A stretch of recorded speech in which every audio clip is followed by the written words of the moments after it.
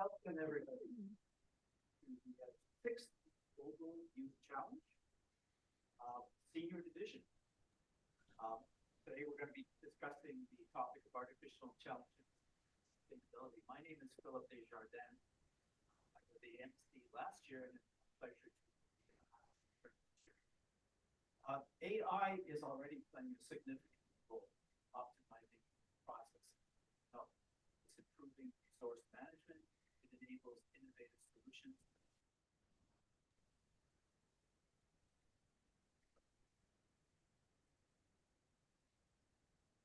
I don't hear you over the mic.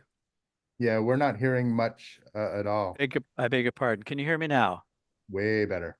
Okay, so I'll begin again. I just want to welcome everyone to the sixth annual Global Youth Challenge. This is the 2025 edition, the senior division. It is the, as I said, the sixth year that we've been offering this competition. And so I want to congratulate all of those who participated and certainly those who are among the finalists. Artificial intelligence and sustainability is the topic this year. We know that AI is already playing a significant role in optimizing processes here on Earth, improving our resource management, and it's also enabling innovative solutions to the many problems that we are facing in the 21st century. AI is being used in many sectors, as those of you who've done the research and who have submitted presentations will know.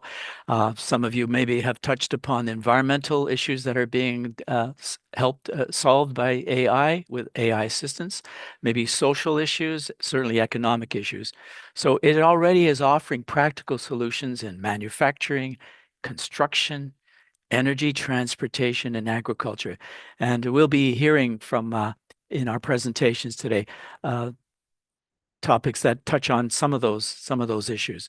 So we look forward to hearing from all our senior division, 16 finalists, and how you are going to address the promise that AI offers in sustaining our planet Earth and all of us who live on it. We're here in the Erindale Academy, which is based in Mississauga, Ontario, Canada. And some of you are online, YouTube and Bilibili, so welcome.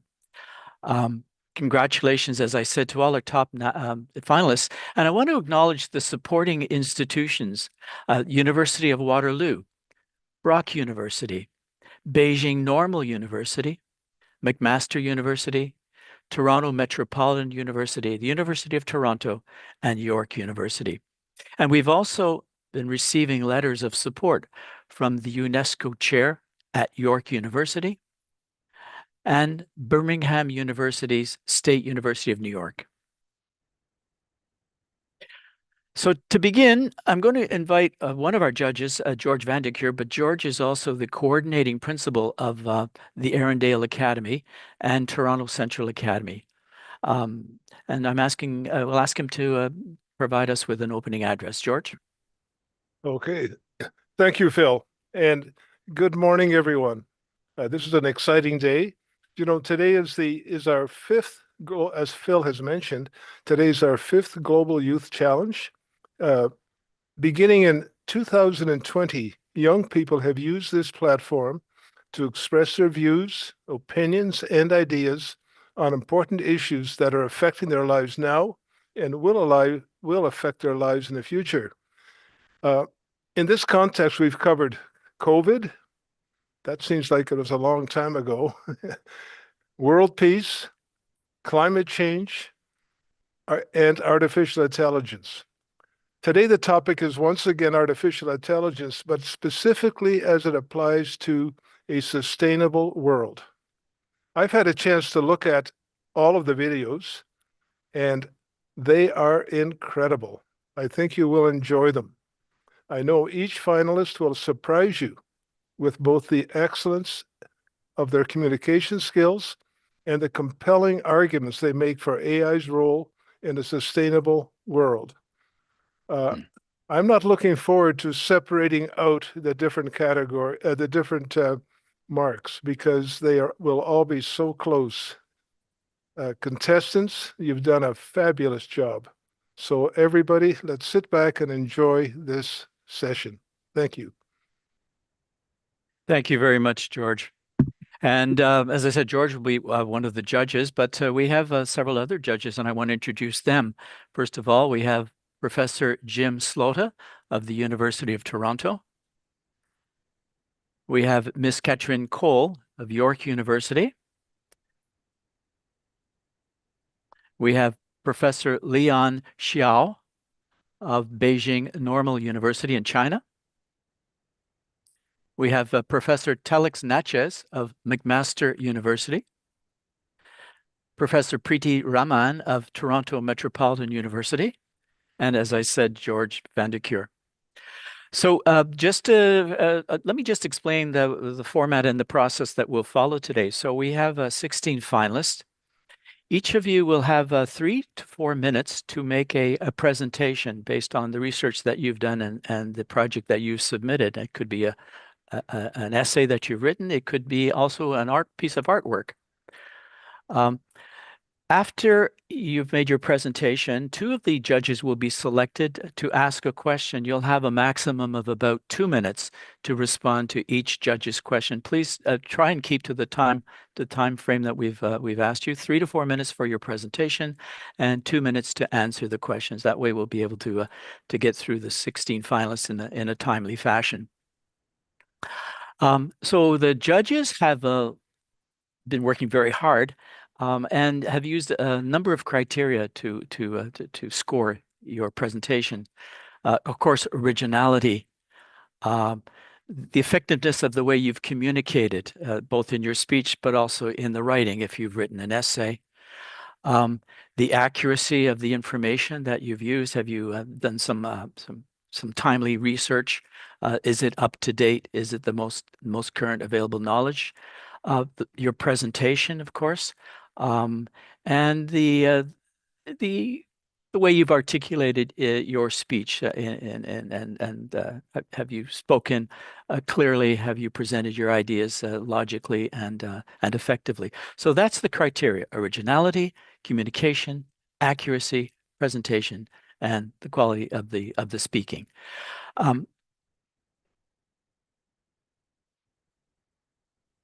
So we have 16 finalists, and we've organized you by groups, approximately four students in each group. So I think, as we say, without further ado, I'd like to invite the first finalist to come forward, Jihan Shun. Jihan, you have 3 to 4 minutes to make your presentation, and then you'll have 2 questions asked afterwards. Okay, thank you.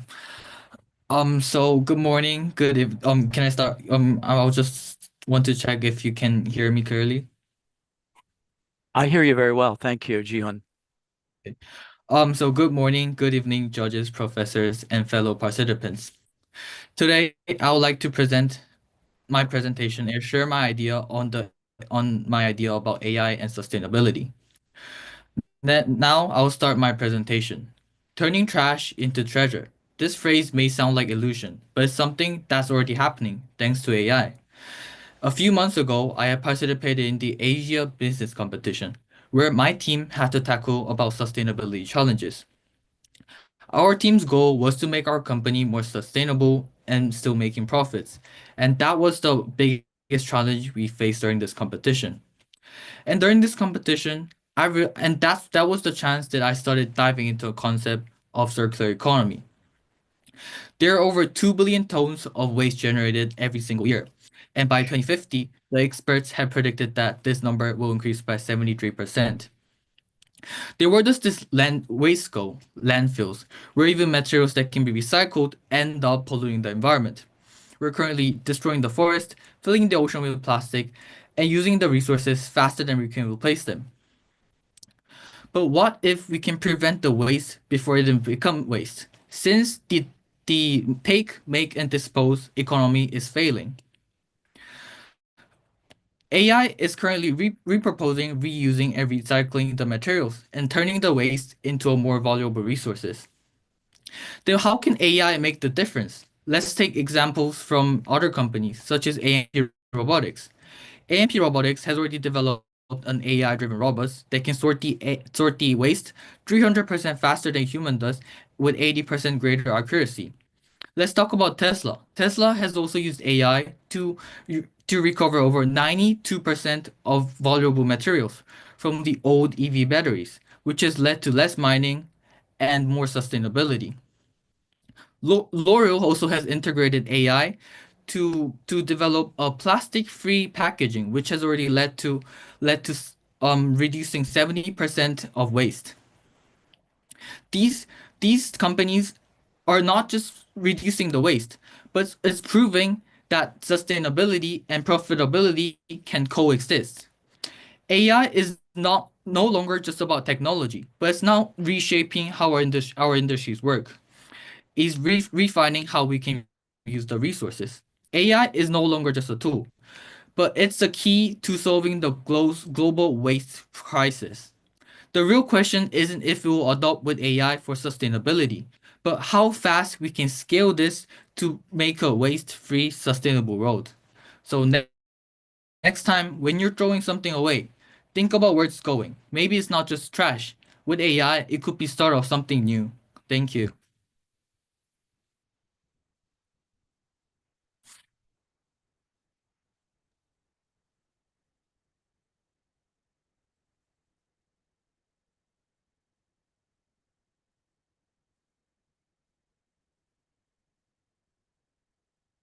Professor Phil, I don't hear anything. Okay, sorry about that. I was having trouble with my mouse trying to turn off the mute. Very good presentation, Trash into Treasure. It's an excellent title. So Jihoon, a question that from Katrin Cole for you. Jihoon, thank you so much, and kudos for you having to start off this day. This was an excellent presentation.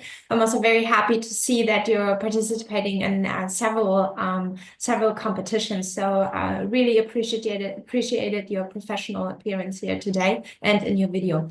My question is that if we're turning trash to treasure, I see the value of that, but we're using so much and we are buying so much.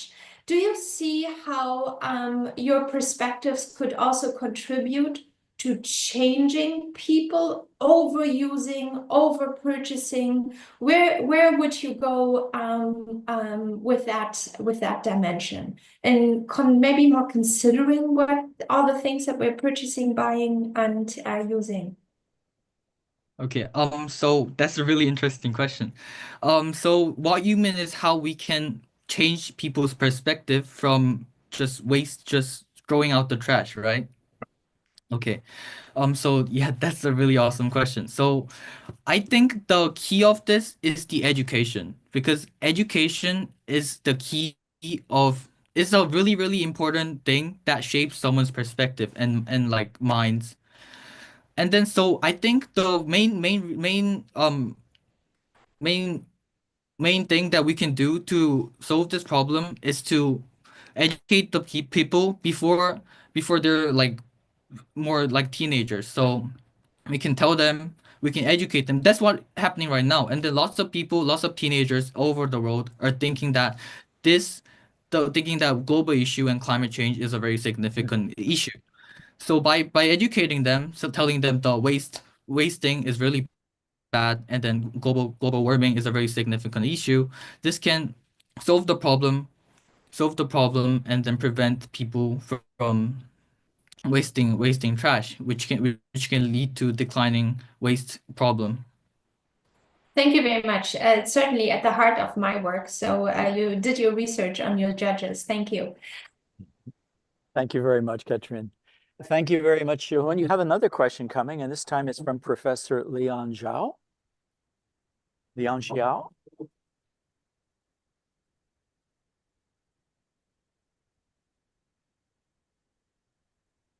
Professor Xiao? Is Professor Xiao with us? Just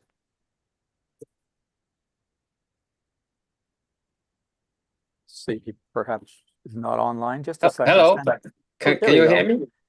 Yes, we can hear you. Oh. Thank you very much, Professor Xiao. Could you ask? Jihoon Shin is waiting for your question.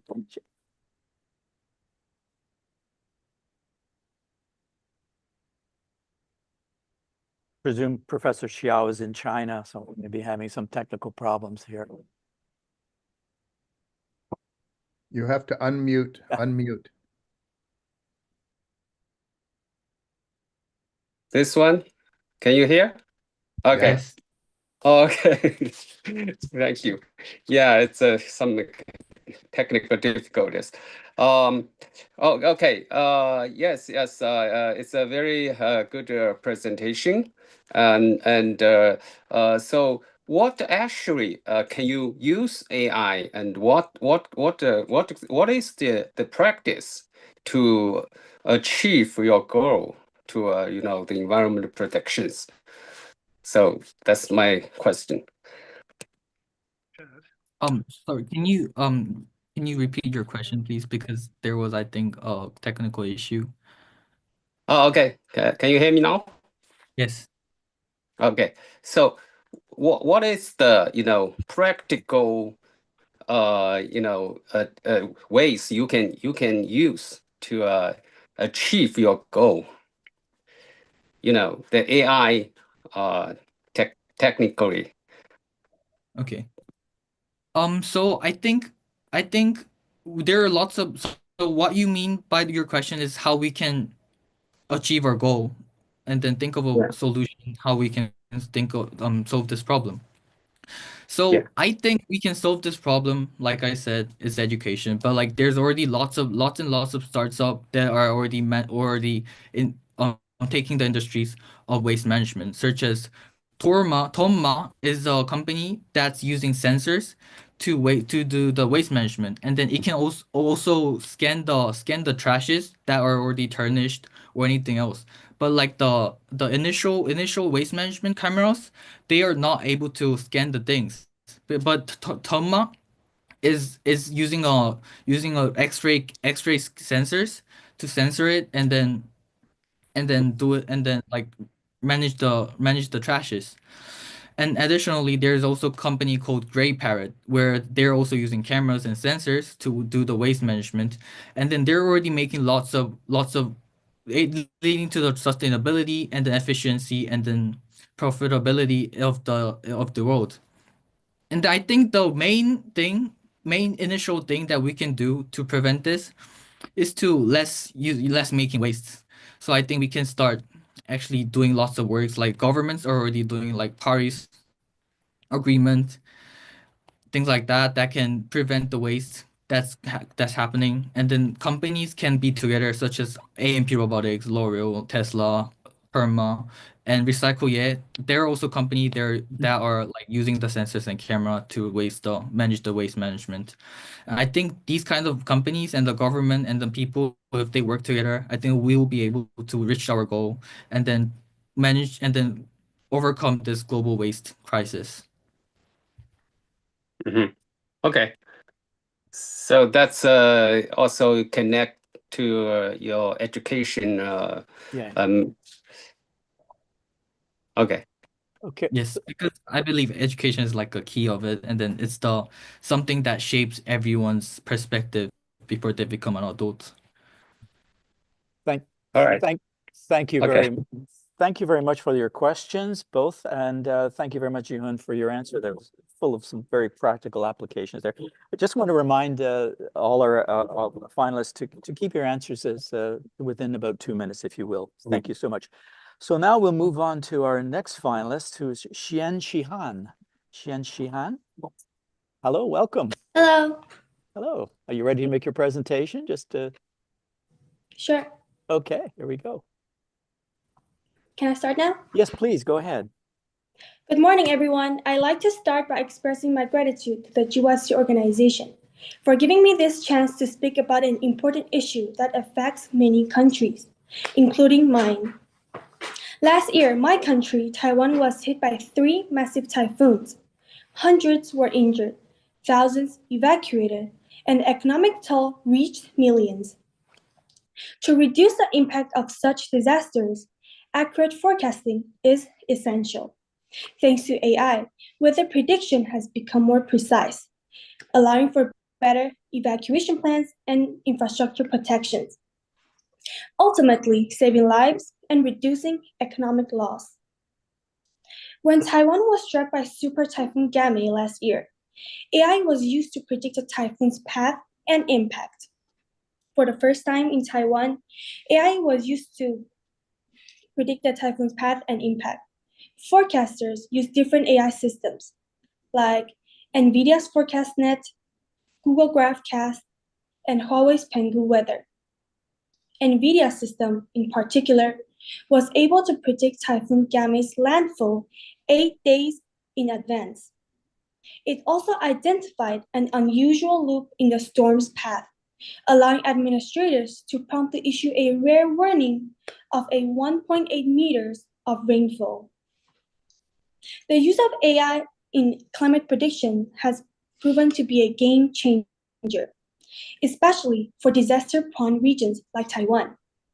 According to Taiwan's Central Weather Administration, AI has outperformed conventional methods by 20% in the Western Pacific.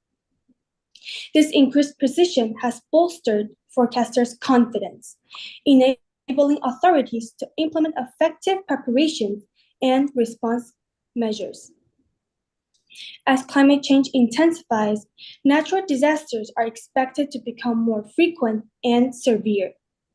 The integration of AI in climate prediction is crucial for enhancing disaster preparedness and ensuring public safety.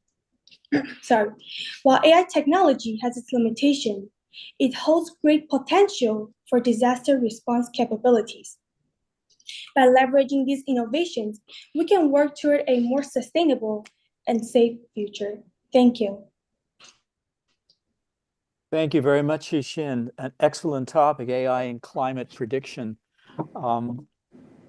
Your first question will be coming from Principal George Vandecure. Yeah, that was great. Thank you. So besides predicting dangerous weather events, have you learned anything about other ways in which AI can use its climate model to make a more sustainable world? So we're looking at that it can predict the climate, but Yes. how can AI also be used in connection with that to make a more sustainable world? Well, AI not only can predict, but it also can follow it. So like we can know what might happen, or by following it, we can know, like, for example, global warming is a very big issue. And because we have AI, we can know what will happen or what measures we can take to stop it or slow it down. Okay, thank you. Thank you very Thank much. you. Thank you very much for that question and answer. And Katrin Cole, you're back again with a question, this time for Xianxi on AI prediction. Thank you. And another excellent presentation. Thank you very much. I'm wondering if climate prediction tells us that certain areas of the world are possibly not going to be inhabitable anymore in the next 10, 20 years. What would your suggestion be in order to move forward? Knowing that the climate AI says, okay, you can't live here, you can't live there, there's going to be extreme weather events, what would you suggest? Well, I suggest that we now know that there are some places that we cannot live because of some problems. We can first take measures to solve the problem, or by knowing that we can make some policies or agreements to solve that problem. And if we know that there's some places that we cannot live, maybe we can go to other places. Thank you. Thank you very much. Thanks. Okay. Thank you both very, very much. And so now we move to Siyu Chan. Siyu Chan, where are you located right now? And are you available to make your presentation? Can you hear me? Yes. Yes, I can hear you. Okay, then I will start my presentation. Good morning, everyone. I'm Siyu Chan and I'm 16 years old. Today, I'm I would like to share my views on the profound impact of AI on our society and also the relationships between AI and humanity. As we know, in the 21st century, technological advancements are unfolding at an amazing pace. AI has already transformed our lives in remarkable ways, generating stunning outputs, assisting in cooking, answering questions through ChatGPT or DeepSeek, and even enabling driverless cars. Soon, we might even be traveling through our cities in the flying cars. Yet, amidst this rapid progress, I think we must pause to consider the potential crises that may arise. Many of us fear that as AI becomes more integrated into our lives, humans may go over dependent on it, leading to a decline in critical thinking and creativity. Some even speculate that, as in many sci-fi movies, that AI will dominate humans in the future world. Well, these questions may be a little far away for us now, so let's focus on the immediate challenges. AI is already replacing numerous jobs, sparking widespread anxiety about job security. How can we navigate this evolving landscape? In my opinion, the most important thing is that we must prioritize our skill development and maintain our creative abilities. This is the way to ensure that we won't be replaced by AI. And AI should serve as a tool to improve the quality and efficiency of our work, but not as a thing that limits our imagination and capabilities. And in addition, there's no doubt that the original purpose of developing AI was to foster a better and more sustainable world. And we must remain steadfast to this vision. We can harness AI to support vulnerable communities, but not to fuel conflicts. We use AI to bridge global connections, not to exacerbate inequalities. Moreover, I think AI has the potential to revolutionize fields such as healthcare, environmental conservation, and education. For instance, AI-driven diagnostics can improve medical outcomes, while personalized learning platforms can enhance the education accessibility. And in environmental conservation, AI can optimize resource management and predict climate patterns, aiding in the fight against global warming. So, looking ahead, I envision AI playing a crucial role in addressing global challenges such as global warming and climate change. I believe that by taking advantage of AI responsibly, we can create a more equitable and sustainable future. And this is the end of my speech. Thanks for listening. Thank you very much, Siyun. Thank you very much for your presentation on the social impacts, how sometimes we can find ourselves too dependent on AI. So you have a question from Professor Jim Slota. 2 minutes to answer that. Hello. Great. I'm not muted. Okay, good. Great presentation. I think you've done a really good job summarizing this complex and rapidly emerging space. All of us are watching and sort of amazed at how fast things are changing and what kinds of challenges and opportunities there are. And I thought your essay and speech suggested some possible directions. You said, I think the most important thing is we must prioritize skill development and maintain our cognitive abilities. This is the only way to ensure we won't be replaced by AI. It should serve as a tool to improve the quality and efficiency of our work, not as a crutch that diminishes our capacities. This sounds great and true. I think many of us believe this, but it's not easy to say what that really looks like. So my question has to do with your life right now as a student and about education as we know it. Students, we know, are beginning to use AI as a crutch, your word, that may diminish their capabilities. And as educators, many of us are worried that school, as we know it, might have to change unless we want students to just get by using AI to write their essays and help them solve their problems. how do you think, this is my question, how do you think we should change school so that students are using AI in productive ways to advance their learning and getting ready for their future?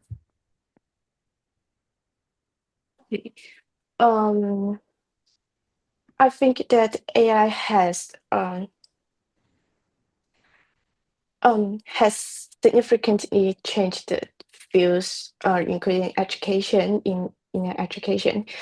As for me, in our school, we have a specific subject that teach students to use the technology. I think this is a good thing to let the students to try to learn AI, to learn the new technology at an earliest age, and this help them to prepare for the future, because now is a era of big data. So I think it's important and crucial to learn that we should learn how to use the technology and AI to help us do our work more perfectly. But as what I mentioned in my essays, I'm not dissuading that people from using AI, but but what I want to emphasize is that while we are using AI to help us do our work, and we must also raise our awareness of being over dependent on AI, because if we actually let the AI to help us do anything, and we didn't think anymore, we didn't have our own thinking and think critically, and yes, I think it's not a good thing, because we didn't actually we can't learn any new knowledge, because we mainly relied on AI to help us to solve all the problems. So I think whether using AI is a good thing or a bad thing is mainly dependent on how we use it. So yes. Thank you. Thank you very much, Xiyun. As a teacher myself, I appreciate what you had to say about the use of AI in learning. McMaster University's Professor Telex Natchez has a question for you next.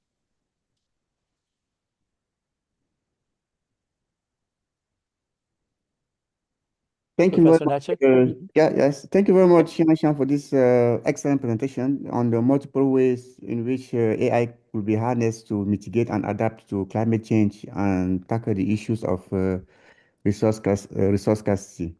So I have a question for you. In your opinion, what are the obstacles or the challenges that we can face in trying to achieve this goal of AI and sustainability? Do you see any limitation in using AI to improve sustainability? Okay. Thanks for your question.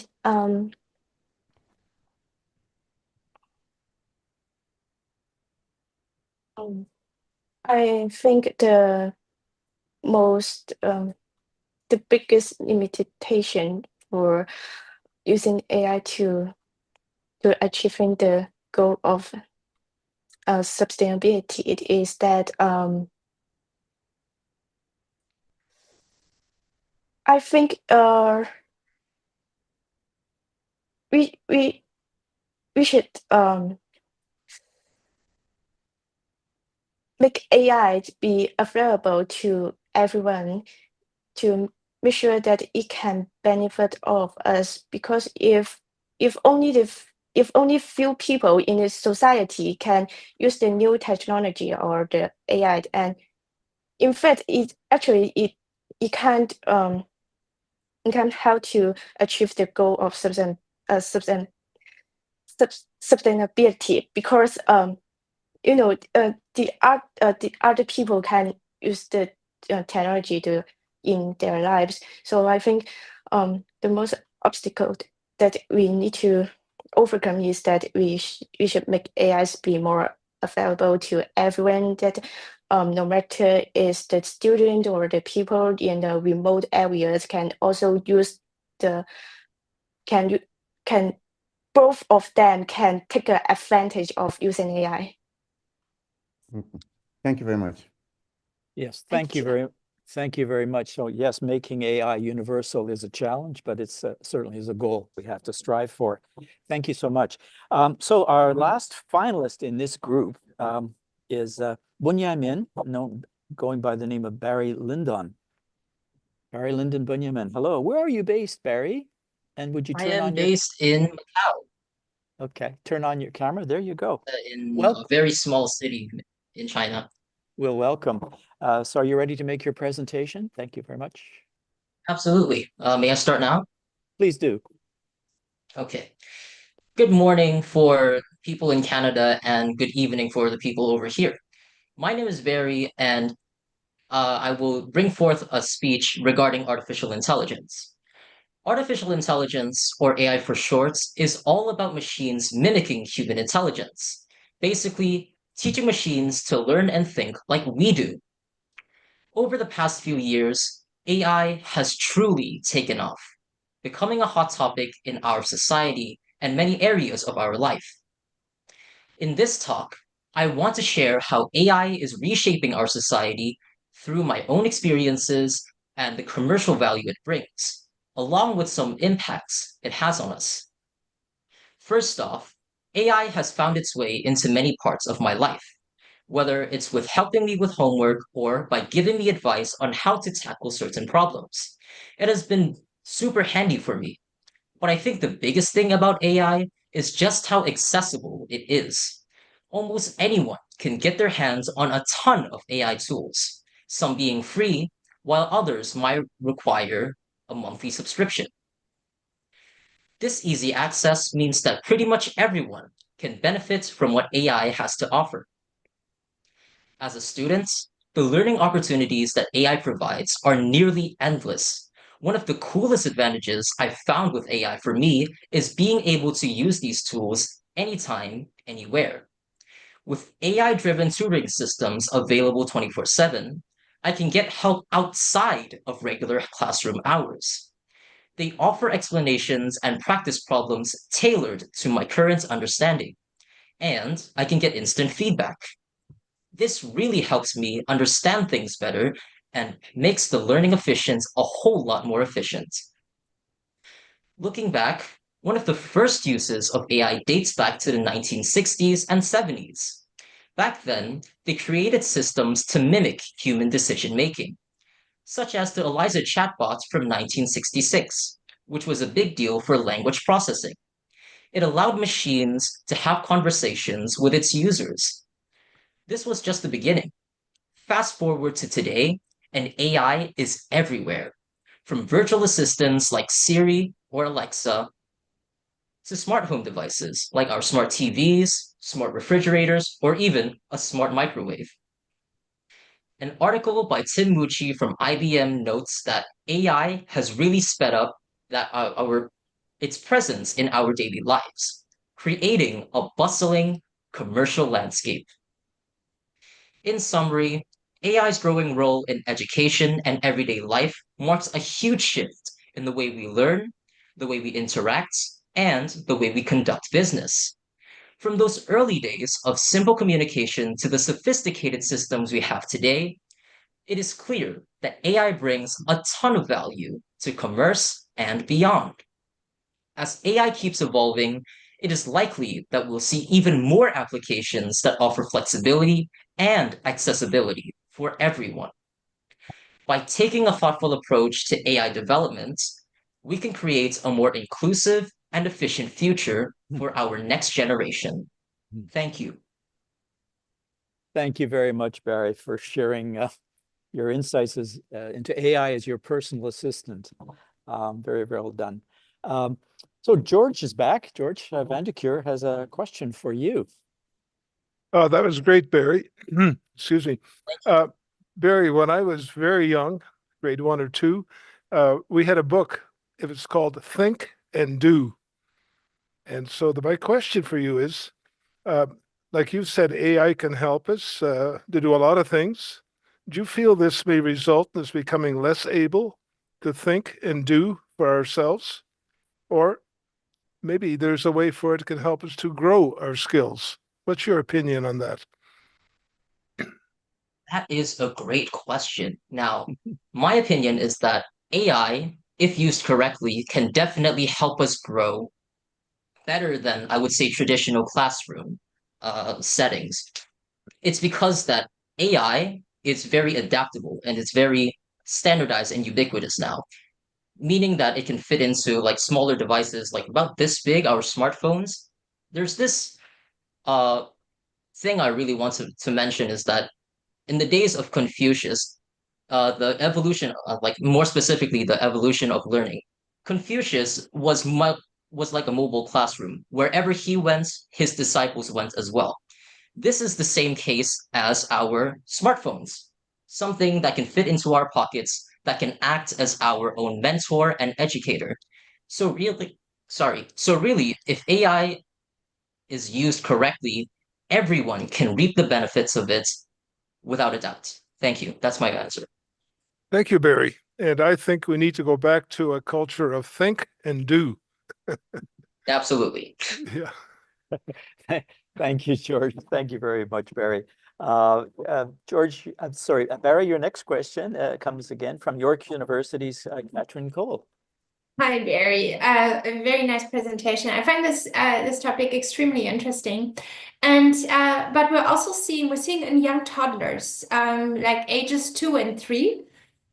These young kids start preferring artificial intelligence over humans because artificial intelligence never says no. Artificial intelligence will always help you, will always try to find a new approach to be there for you. And little kids like that much better. How does this make you feel? And how do you think we should cope with the next generation, not wanting to accept a no by another human being, but rather turning to AI that always does what you want? Oh, that is a question with many levels, but I'll give an answer right now. Can I speak? Is it fine if I speak a quote in Cantonese in my mother tongue to describe the situation right now? Sure, if you give me a sense what it means afterwards, of course. Oh, no problem, of course. The idiom of "三歲定八十" is whenever you're 3, when toddlers are 3, it can determine who they are when they're 80. So pretty much the things you can observe right now will affect them for pretty much the rest of their life until they're 80. So what we have to do is to teach them young, is to teach them that yes, AI is a very, very good thing.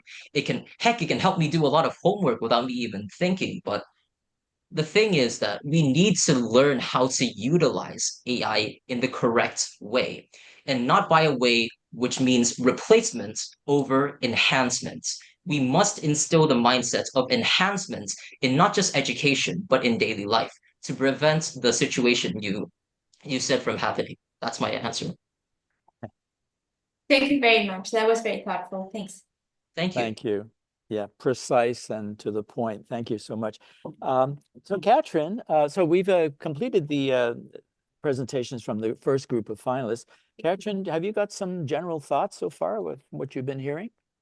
Yes, I absolutely do. First of all, I'm truly amazed who you have found. I'm extremely happy to listen today, and I've also worked with the materials, so I've seen the videos of everyone.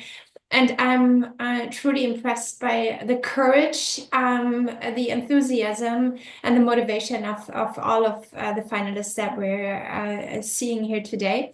And what I like the most is the positive outlook on AI. Whereas I'm getting old, I'm noticing that. I'm starting to be hesitant. I'm starting to start with a critical approach to it. I'm also an educator, so I'm hesitant of what it means for my classroom. So I'm extremely happy to see all of these positive and forward-looking perspectives that are seeing still have a critical approach and deal with the challenges that may come, but that are considering all the big potentials that we should be allowing into our lives. So I'm very happy to be here and to listen to all of these presentations, also in reaction to the questions. Lots of fun.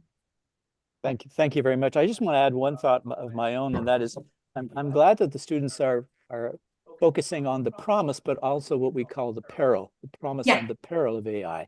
So they're aware of the dangers, but also of the very positive effects that AI can have on our lives and our planet. All right. So thank you so much, Katrin. So now we're going to move to our second group of finalists. There are 4 in this group, as you can see. One is absent at the moment. We're hoping Jia will be able to join us, but at the moment, I'm not sure that he or she is online. So Jiwen Yu, if I'm pronouncing that correctly, Jiwen Yu will be our first presenter in this group. Yes, hello. Hello, how are you? There you go. Hello, welcome. Where are you based? So it's pretty funny. I'm also from Macau. Okay, welcome Macau. And today I will be presenting for my school, Macau Baptist College.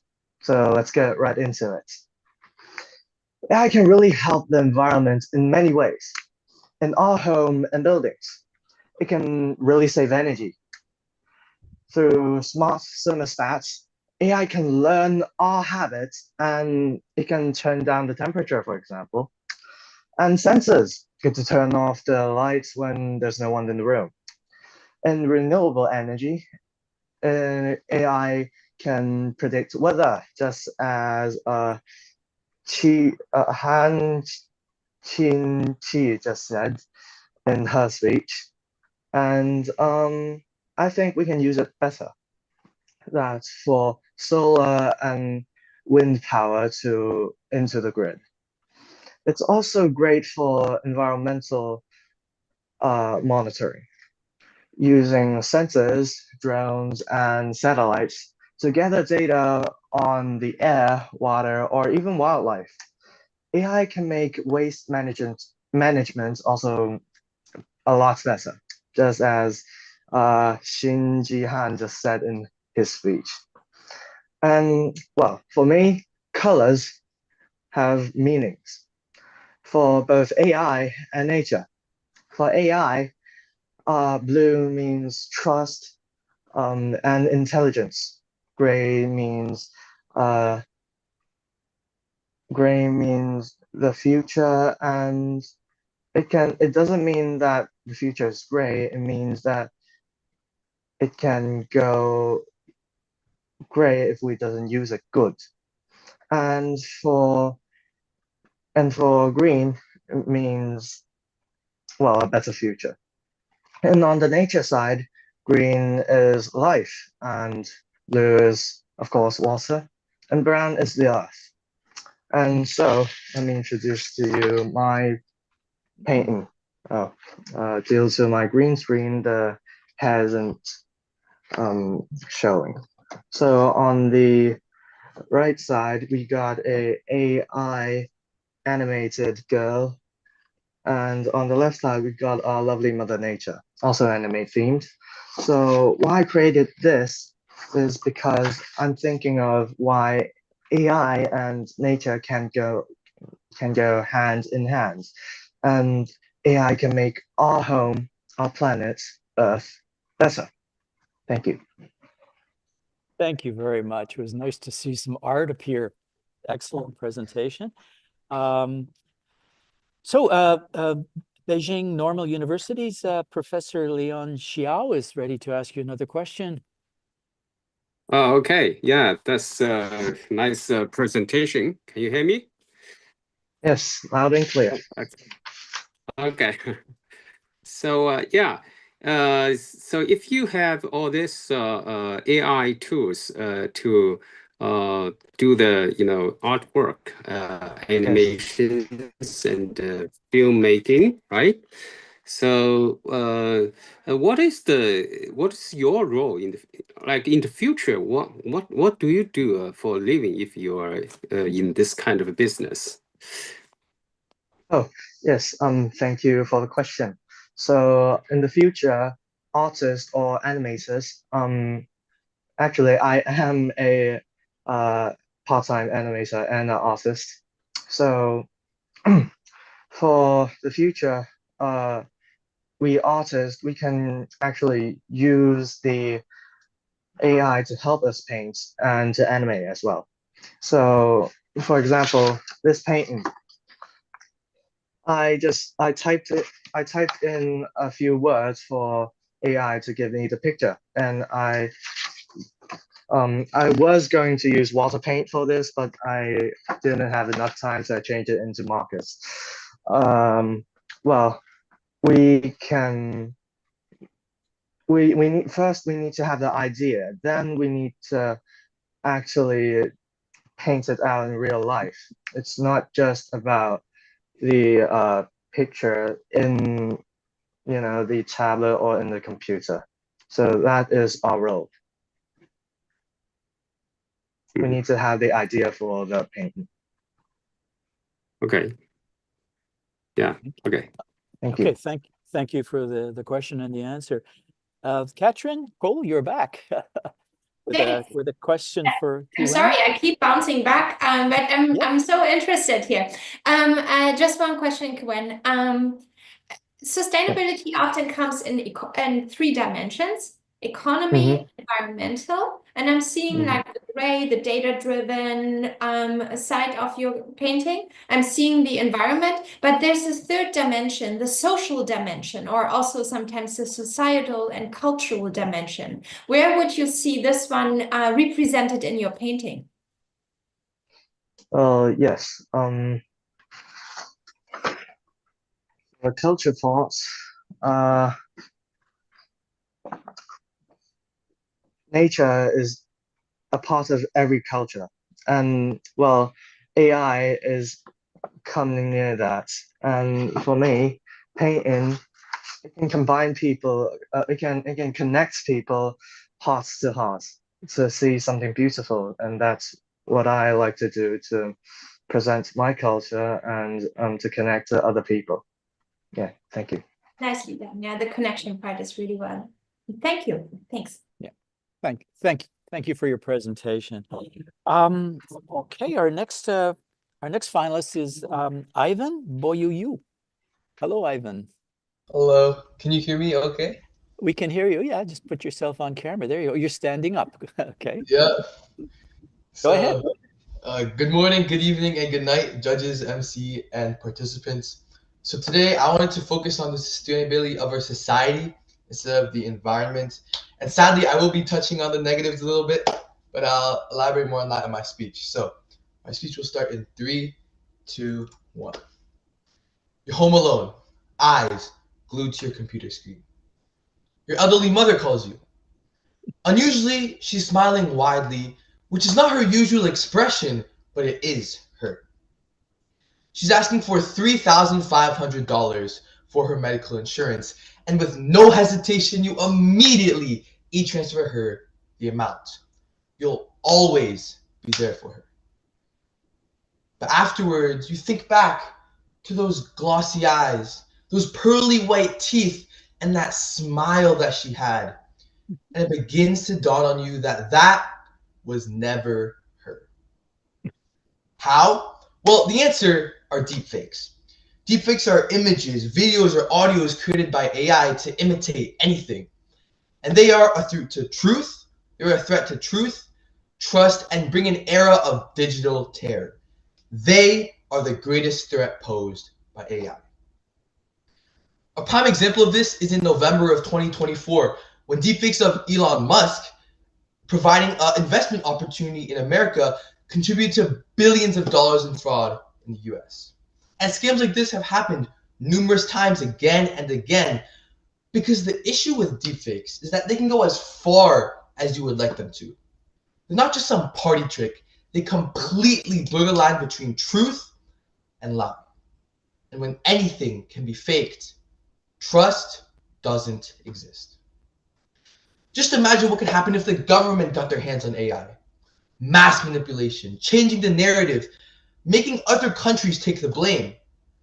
Or even if the citizens made deepfakes of the government, turning everyone to the other side, you can never know.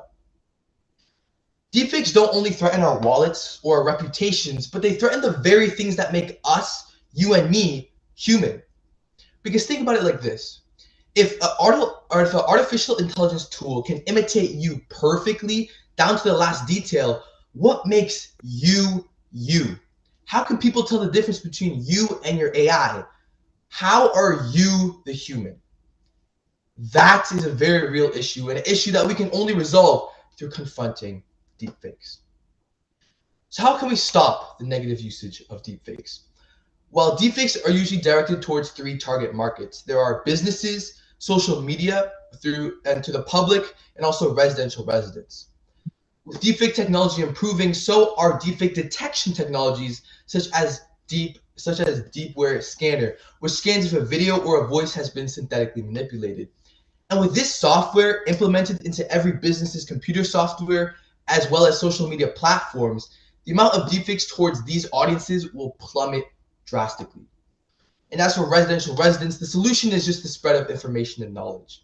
Creating courses in school with AI safety and media literacy, and even spreading knowledge through public awareness campaigns can be the deciding factor between keeping your humanity and losing it all. Deepfakes aren't just about stealing money or reputation, but it's the beginning of this world where every truth can be a lie, where everything that we think we can trust has to be questioned. And with this uncertain future ahead of us, taking control and exposing the true nature of deepfakes is the first step away. The choice is ours. Thank you. Thank you very much, Ivan. I realize now why you're standing. It makes your presentation very dynamic, and the warning is an important one. Deepfakes affect us all. So you have a question coming from McMaster University's Professor Telex Nached.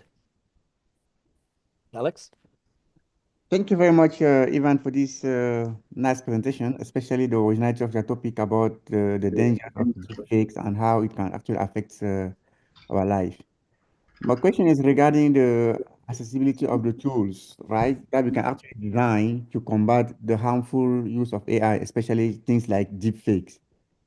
I have the impression that, I mean, what's your take on this, or what's your approach? I have the impression that the tools that we use to combat things like deepfakes are not as available as the tools that we use to produce those deepfakes. And in a sense, it can create another hierarchy, right, amongst us, where very few people have access to the tool that they need to control the deepfakes, and therefore they can also manipulate us. So Yeah, what's your take on that? Yeah, that's a very good question. I can see why you're asking that. From my interpretation, you're saying that there's a lot of tools online that can help us produce deepfakes, but not enough tools online or publicly available to help us combat against deepfakes. Exactly. Right? And I believe that is a very present issue. And that is like one of the biggest reasons why we don't have, well, like there's so much deepfake scams going on, just like the Elon Musk one, right? Because there's so much supply kind of, but there's not enough supply. There's not enough supply for actually combating it. And I think the only solution for this is, as I said before, even if you don't have the tools, you still have to have the knowledge, right? Like I said, with the media literacy, with the public awareness campaigns, if people in schools, in elementary schools and high schools, if they know about these issues, they will naturally become more kind of resilient. If they see something that they think might be fake, their minds will like unconsciously tell them this may be a deep fake, but right, because of what they learned in school. So you don't necessarily need online tools to kind of combat against them, right? Because deepfakes, they can't force you to really do anything. It's you doing it because you think it's real. But if you don't think it's real, you're not going to do it, right? So kind of the spread of information that this is a really present issue, and releasing that in schools and campaigns that I mentioned before is one of the biggest kind of solutions that we have currently. Thank you very much. That was a nice answer. Okay, thank you for question and for the brief and succinct answer. Very much. Ivan, you have a question. Katrin Cole is back again from York University. Katrin, do you have a question? Thanks for this opportunity. Yeah, I was wondering, you're very aware of all of these problems, but at the same time, young people your age, I think in Latin America, for example, 40% of young kids don't even have regular access to the internet. So how do you prepare? What would you tell your peers? How do you prepare them for this world where all of these threats are ahead? What would you add to schooling? What would you add to education so young people are learning to deal with the threat of deepfakes? Well, there's a couple things. And I think one of the biggest reasons why we actually go into deepfakes is because when we think of these celebrities like Elon Musk or like big celebrities and actors, we think of them as kind of someone that we should always trust. And that's kind of like an eye, right? Like if we see someone on YouTube, like a really popular YouTuber, we think that they're a good person. And that's one thing that we think we should teach in school, more of awareness and not always trusting what you see on the internet, because the most popular people aren't always the best people, right?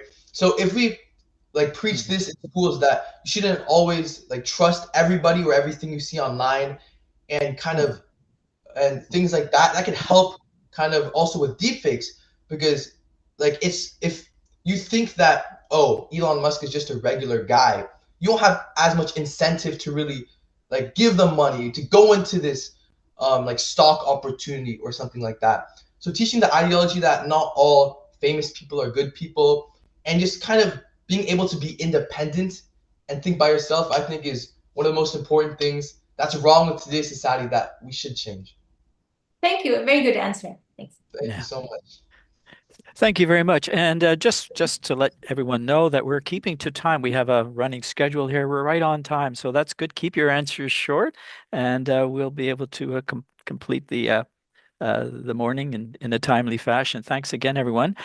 So we're moving now to another finalist. It's Mingyin Lee. Hello, Mingyin. Where are you based? Hi. I'm from Toronto. Okay, welcome. Yeah. So Hi you're ready? everyone.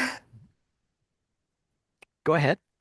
Yeah, just I want to say hi to everyone from Canada and also in China. Okay. Today I want to talk about like a bright future that is changing our world is artificial intelligence or AI. And how it connects with sustainable education, AI is already making learning more efficient, personalized, and accessible. But how can we make sure AI itself develops in a sustainable way? Let's start with a real example. A study at the museum in Austria explored how AI-powered and human reality can improve sustainability education. Visitors use mobile AR tasks with AI-generated suggestion to learn about making sustainable decisions. The result, people found it fun, interactive, and practical, especially young audiences. This shows that AI doesn't just make education smarter, it also makes it more engaging and impactful. Another important way AI is shaping education is by helping students with disabilities. Take Mackenzie Gilkison, a 14-year-old student with dyslexia. She once struggled with reading and felt left behind in class, but with AI powered tools like chatbots and word prediction software, she caught up, even joined the National Junior Honor Society. Stories like hers prove that AI can break down barriers, making education more inclusive and fair. However, AI in education is not without challenges. Some worry that it could be misused or even reinforce biases. For example, if AI detects disabilities without students or family consent, it could create ethical problems. Also, while AI can assist the learning, we must ensure it doesn't replace critical thinking and deeper understanding. So, what's my take on AI and sustainable education? I believe AI is a powerful tool, but it should be used wisely and responsibly. Schools should teach students how to use AI as a learning aid, not a shortcut. developers should focus on making AI transparent, fair, and accessible to all students, not just those with privileges. And most importantly, we should remember that education is not just about knowledge, it's about building a better future for everyone. Thank you. And thank you. Toronto Metropolitan University's Professor Preeti Raman is here with us and has a question for you. Hi. Hi. Great. Yeah, hi. Great presentation. Love your ideas around inclusivity and fairness. My question to you is, have you thought of ways to address hallucinations and misinformations since AI models are so prone to it? And how can we make sure, you talked about it promoting bias. So are there ways in which we as a community can make sure that we respond to bias, hallucinations, and misinformation in these models? Thank you. Do you mean that is like about biases? Yes, the bias that you mentioned that AI models propagate, and some of it is misinformed, right? So it's not true and it's hallucinating. And so are there ways in which, because this is education that we're talking about, are there ways in which we as a community can help address that? Have you Okay, found any thank you. solutions? Thank you. It's a wonderful question. And I think like so AI can bridge the educational like gap by providing high quality learning resources to students in remote or underprivileged area. Like AI power like translation tools like can also break this language barriers and making like education more accessible and also can help like with disabilities and ensuring equal learning opportunities like for all students. Okay, thank you. Okay. Thank you very much. From the University of Toronto, I have Professor Jim Slaughter, who was a judge last year, as I recall. Jim, have you a question? I do have a question. Okay. Thanks very much for your your provocative ideas about education. I've been working in education. I'm a researcher in education, and I like some of the ideas that you've exposed here, particularly how you connected sustainability and education. I think it's important to bring sustainability into the educational world. You point to a few exciting trends like improving accessibility and equity. Also, though, some ways that it can change activities in schools. You connecting, well, this was in a museum, but connecting augmented reality and game-like experiences. So I find myself wondering, and you use the word sustainable education instead of sustainability education, and I thought that was kind of an interesting trick of words. Sustainability education is educating kids about sustainability, kids and adults. Sustainable education might mean something else, and I wasn't sure if you were doing that on purpose, but I thought it was thought-provoking for me. Like, is education doomed, or do we need to sustain it, right? I'm wondering how, and we know AI is changing everything. So how, again, this is related to the question I asked before, but how will education in schools change beyond just bringing in tutoring systems or getting help with homework? You mentioned that schools should encourage AI as a learning aid and not a shortcut. What do you think students should learn in school? What kind of activities do you think we should see in schools? And what things should, disappear? Yeah, so how students can deal with this, I think it's by like about language barriers. So I am an international student, so there is in some ways that is for me it's very hard to understand some very like hard words. So I think one of like the translation can help me to deal with that. So I think it's one of the very important ways, and also for disability students, because they are not able to do with many of their works. So I think AI can help them to do this better Yeah. Thank you. Thank you, Ming Ying. Um, uh, I'm not sure that Jiayu Min, our next finalist, is available. Can we just put his picture up there? Is absent today, unfortunately cannot participate. But because we've made up a little time here, there's Jia Min Yang. Because we've made up a little time here, I'm going to ask both Professor Leon Xiao and Professor Telex Nached to just give us some comments so far. What do you think about the presentation so far?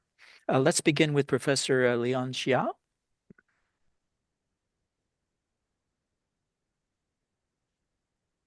Professor Xiao, are you there?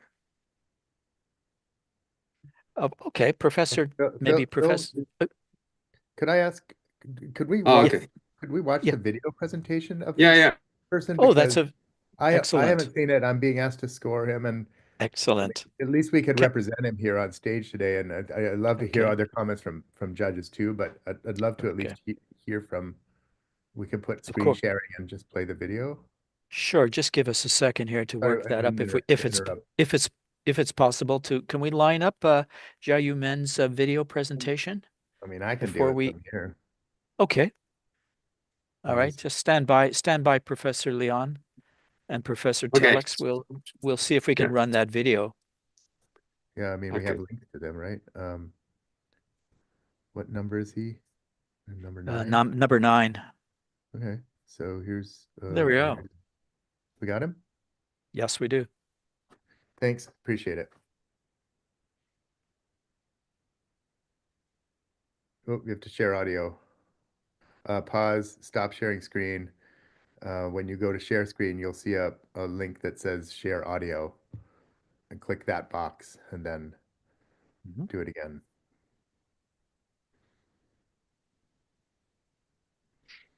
School. Just stand by, everybody, while we arrange this. Canada.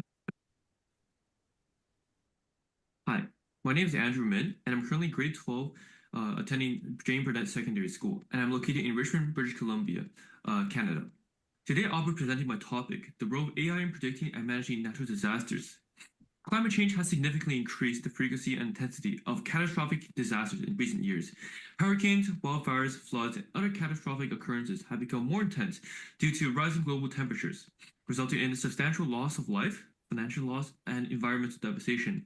Traditional forecasting and response techniques are increasingly inadequate as these events become more unpredictable. Artificial intelligence and other cutting-edge technical solutions have become the essential instruments for improving catastrophic prediction and response. By evaluating enormous volumes of data, identifying trends, and offering real-time insights, artificial intelligence plays a crucial role in anticipating, preparing for, and lessening the effects of natural catastrophes. I'll be discussing in my essay how AI-powered systems could enhance early alerts, maximize emergency responses, and help with the overall prediction of natural disasters. First of all, AI applies the use of big data and sophisticated neural networks to predict and manage disasters in society. In disaster prediction, AI improves early warning systems by analyzing seismic activities to identify areas likely to experience an earthquake. For example, Japan has an AI-based earthquake early warning system deployed around the mainland, which stops all bullet train systems when an earthquake is detected and helps coordinate rescue efforts by analyzing satellite images and social media posts. Similarly, AI-based climate models enhance hurricane and cyclone simulations by analyzing satellite data to determine the path and strength of a storm, a method employed by NASA and NOAA, also known as the National Oceanic and Atmospheric Administration. In the same manner, AI enhances the prediction of floods and landslides through the use of hydrological modeling and image recognition for early identification, a practice adopted by Google in its flood forecasting project in India. In the same way, AI can also assist in the detection and prevention of wildfires by analyzing satellite images and environmental factors like temperature and humidity to prevent massive conflagrations in California, for example. Beside the forecast, AI also plays a significant role in improving disaster response and management. Chatbots and automated alert systems enhance emergency communication, while risk assessment tools assist authorities in identifying the areas that require immediate evacuation. Additionally, AI improves effectiveness in the use of resources by telling people where to distribute food, water, and medical supplies to the affected populations. In search and rescue operations, drones and robots controlled by AI can help in the search of persons, as it was used after the earthquake in Nepal. For example, moreover, for post-disaster recovery, AI quickly evaluates damages and suggests the best strategies for reconstruction based on an analysis of satellite images of the affected areas. This approach has been used in areas that have been affected by hurricanes in the United States, for example. These capabilities are expected to improve disaster preparedness and response and minimize loss of life and property in the process. In conclusion, AI plays a crucial role as an essential tool for foretelling natural disasters and in minimizing their effects through effective management strategies. AI enables technology systems which boost emergency communication capabilities and optimizes resource distribution, while assisting search and rescue missions to save lives and minimizing financial impacts. The ongoing rise in natural disaster occurrences due to climate change demands continued AI development to bolster global disaster readiness and response mechanisms. Okay, thank you, Jim, for suggesting that. So that's our second presentation dealing with weather, climate, AI, and the solutions that it offers. I think an indication that the younger generation has this topic very much in mind. Because we can't ask any questions, perhaps I'll go back again to Professor Leon and Professor Telex. Have you any thoughts that you'd like to share on the presentations you've heard so far? Professor Leon from Beijing Normal? Okay. Yeah, so far I think we can see all this young generations. They are so interested in AI and also the future of the education and the sustainabilities. Yep. I think this is a very good topic to attract their attention. They also some of them present the very logical, the reasonings about their topics. So they can also answer the question. It seems like they're all well prepared. Yeah. So I think this is very, very good. All these students represent this generation and what they are thinking and what they worry about in the future. Okay. Yes, that's my impression. Thank you. Very, very good. Thank you for that. Yeah, I agree with you. And Professor Nached from McMaster University, any thoughts so far? Yes, I think I'm on the same page with the previous judges. I'm quite impressed by the originality of the ideas expressed by the various students, and especially of the accuracy of the facts that they are using as example in their presentation. I had a quick look at the different topics, and I think most of the students did a lot of research, a lot of work.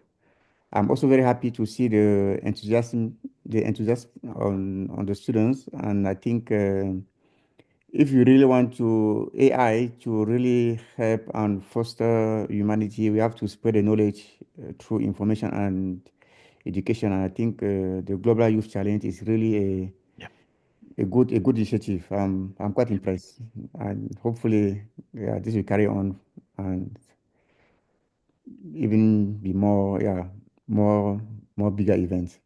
Very, very good. Thank you. Yeah, of course, AI has been the focus of the last few Global Youth Challenges, and we're not sure what the topic will be for the next Global Youth Challenge. There will be another one for next year. That topic will be decided, and we'll put that information on our website. But we may continue with AI. There's so much more to discuss. We have another group of finalists that we've lined up, and I'm going to read their names off, and we'll show their screen images. Is that correct? Yeah. So the finalists in the next group will be Ella Min. I'm just gonna Hey, Ella Min, if we have a moment just to show each one of the finalists before we go to their presentations, can we do that? We can do that, okay. All right. I'm sorry, there we are. So Ella Min and Wolf Tai Nguyen in Vietnam. We'll have apologize for mispronouncing, Jia Kai, and Fatime Bakhtiari will be in our next group. So we'll begin with you, Ella. Min, are you ready to make your presentation? Yes, amazing. Okay, turn your camera on and here we go. All right, perfect. Good morning, afternoon, and evening, judges. First, I would like to express my deepest gratitude for this opportunity to share my experience and vision in creating our sustainable world.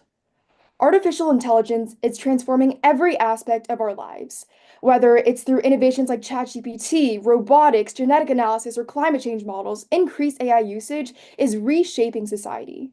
However, as we deploy AI more widely, our energy demands grow accordingly. According to the US Energy Information Administration, AI's energy consumption is expected to double from 176 terawatt hours in 2023 to 580 terawatt hours by 2028. I sincerely hope that this surge in energy demand will be met with predominantly clean energy rather than fossil fuels. With this in mind, today's speech will focus on my personal research regarding the intersection of AI and clean energy. Hi, I'm Ella Min, a junior at Amador Valley High School and a committed solar activist. At my school, where a solar and storage system was installed, no one really knew its impact. How much money were we saving, or how much it helped the environment? That just didn't sit right with me. So I partnered with Stanford Sustainable Systems Lab and spent months analyzing 3 years of energy data. I discovered that my school achieved 100% carbon-free electricity, reduced emissions by 75%, and saved around 1.8 million over the system's lifetime. Savings that could benefit our students, our classrooms, and our teachers.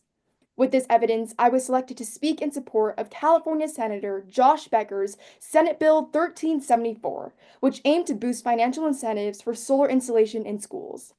Although this bill was vetoed, with the governor saying there were already enough energy incentives, this setback only deepened my determination to explore whether energy equity is truly being achieved. In the second step of my research, I used machine learning to examine the equitable distribution of solar across all California K-12 schools. We implemented a 3-step approach that combines geospatial data processing, machine learning-based image classification, and socioeconomic analysis to assess the factors influencing PV adoption on school campuses. I used the California Schools district geolocation information for 9,996 schools. Once the geographic area for each school was determined, I retrieved high-resolution satellite images from Google Maps Static API. In the second phase, each tile was classified using a vision transformer architecture developed by the Stanford Deep Solar team during my summer work. In the third step, I merged the derived PV status with the table of socio and economical attributes such as enrollment size, demographic composition, financial resources, and political representation. The findings revealed higher than expected solar adaptation, with 5,503 schools having implemented solar systems. However, the equity gap is vast. Solar adoption declines sharply from 73% in well-off communities to just 46% in disadvantaged communities. Here's the thing. California, my home, is facing more blackouts, wildfires, and extreme weather every year, and these threats are present to California communities at an increasingly disproportionate rate. However, AI promotes energy equity by identifying underserved areas and customizing energy solutions for diverse communities. By using AI to analyze consumption patterns, demographics, and local challenges, AI helps decision makers design smart interventions to ensure fair access to clean, affordable energy. This lets us direct renewable investments right where they're needed most, bridging gaps in rural and low-income urban areas. AI isn't just another tool. It is a catalyst for a sustainable, equitable energy future that tackles climate change and advances social justice. Thank you, and I'd love to answer any questions now. Thank you very much, Ella. Just a point of I want to share here. Back in 1986, I had a chance to go to Stanford University. I met John McCarthy, one of the fathers of AI, who I believe gave AI its name. It was called machine intelligence up to that point. He said, no, let's call it artificial intelligence. So you have a question coming from Professor Preeti Raman of Toronto Metropolitan University. Hi, Ella. Brilliant presentation. I love seeing your passion, and I hope that that is sustained and you can actually spread the message. Now, I have a question for you about kind of the border that has been on many of our minds. So many of us now are thinking about the role of AI in energy consumption. So as we're looking for solutions using AI. We have AI responses switched on by default, and that isn't helping. So as you may have known from your research, like an AI request consumes at least 10 times more resources, electricity, than a typical Google search would. So given that you have seen success in using AI to inform climate initiatives in underserved communities, so how do you think you can use these findings to spread awareness and literacy around the role of AI and to ease some of this discomfort that we're feeling? I think that's a great question. AI is an interdisciplinary tool in this regard because it has like these benefits, amazing benefits of identifying all these communities. Like there are 9,996 schools I've mentioned across California. And like if me alone was to go through all of them and look if there were solar panels on every single one of those 9,000 schools, it would be nearly impossible. But I think AI makes impossible things really possible. And it's just about how we use that tool and break the stigma around AI usage, showing how all these benefits can be achieved. And I'm taking all this research to the next step. Like currently, I'm working with our senator's office to back more legislation with the California Energy Committee, like using all this research and an interactive ArcGIS map that I put together from this research to really use it for policy and energy solutions. So while AI might use more energy in like Google searching and other forms of like accessing the internet, I believe it is a powerful tool that can be harnessed for the right things as well. Great, thank you. Thank you for your insights there. Thank you. Thanks again, Ella. Ella, I just have a question. Do you plan to go into AI as a career? I think what I want to go into is sort of like the intersection between business and sustainability, like maybe patenting like sort of AI information and things in that regard. Okay, thanks. I just was curious about that. So University of Toronto, Jim Slota, you have a question for Ella, please. Yeah, hi. I think we do some of that stuff here at University of Toronto. Maybe you could take a look at possible programs here. Also loved your presentation, the passion and energy, and I can see you've presented this stuff to other other forums, including government. The fact that you brought real data in, the fact that you presented very clear examples that started at home, that you presented work that you did at school, that stuff really, I thought strengthened your presentation overall. The example that ACE, utilized AI in one of its forms that existed well before the origin of GPT and large language models. There's a lot more to AI than chatbots, so thank you for that. Your essay suggested that the work you demonstrated in ACE would be able to grow deeper and more powerful in the near future. You mentioned that AI-driven approaches can support sustainable energy transitions, enhancing our understanding of social energy distribution and empowering policy change. So you and your classmates, and I guess you yourself, were able to use AI to reveal the variations in solar energy in schools and how that correlated with socioeconomics. And so AI was powerful in shining that light and maybe in influencing policy discussions, but that's somewhat indirect. My question is, can you think of ways, or I'm sure you might know some, but talk a little bit about ways that AI will come into sustainable energy more directly. How will AI enable smarter, more efficient, and sustainable energy production, distribution, and usage? Amazing. Yeah, I think AI is such a powerful tool in direct applications as well, beyond applying energy solutions. For example, it can be used for optimizing area insulation. That was the second area that we wanted to take this project into, identifying large land areas on schools or other facilities that can be used to optimize net metering and possibly creating microgrids for those communities, like sort of analyzing land area and previous distribution to apply it and make predictive solutions for other communities in these areas. Additionally, a couple of other things come to mind, like when thinking about direct application, for example, isolating optimal areas for microgrids as said above, but also predicting usage patterns throughout the day. Like we obviously have peak demand and other peak hours already, but I think that using AI for optimizing charging and discharging for EV vehicles, optimizing energy use and sustainable like pricing policies, AI for solar wind forecasting, I think AI is truly such a powerful tool that can be used in a lot of direct and also indirect applications for both soft and hard skills. Thank you. Yeah, I agree. And California always leading the way. Thank you for the questions. Thank you for your answers, Ella. So our finalist number 11, I believe, is in Vietnam. Am I correct? Hi, Yes, how I'm are you? Vietnamese. Hello, could Yeah. you, I don't want to mispronounce your name. Would you please pronounce your name for us, My please? name's Thái Nguyen. You can call me Michael if you want. Michael, okay, thank you. I Yeah. appreciate that. Okay, So Michael, are you ready to make your presentation? yes, And we're absolutely. anxious to hear it. Go ahead. Yeah. So in my article and video, I have described AI's significant impact on fields such as military, finance, and medicines, as well as the potential dangers it both. This raises the question, how can we achieve sustainable development? And my answer is law and education. Regarding law, I have suggested that the regulations should be built based on 5 criteria as transparency, fairness, accountability, and a competition.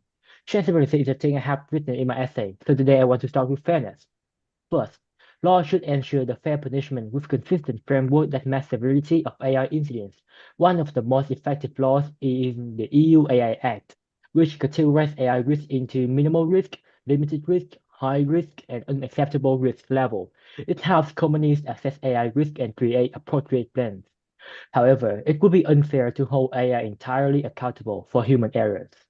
This brings us to accountability. Historically, humans are always held accountable for accidents, with penalty helping them to correct their behavior and compensate victims. However, AI can instantly correct itself but cannot be held accountable like humans.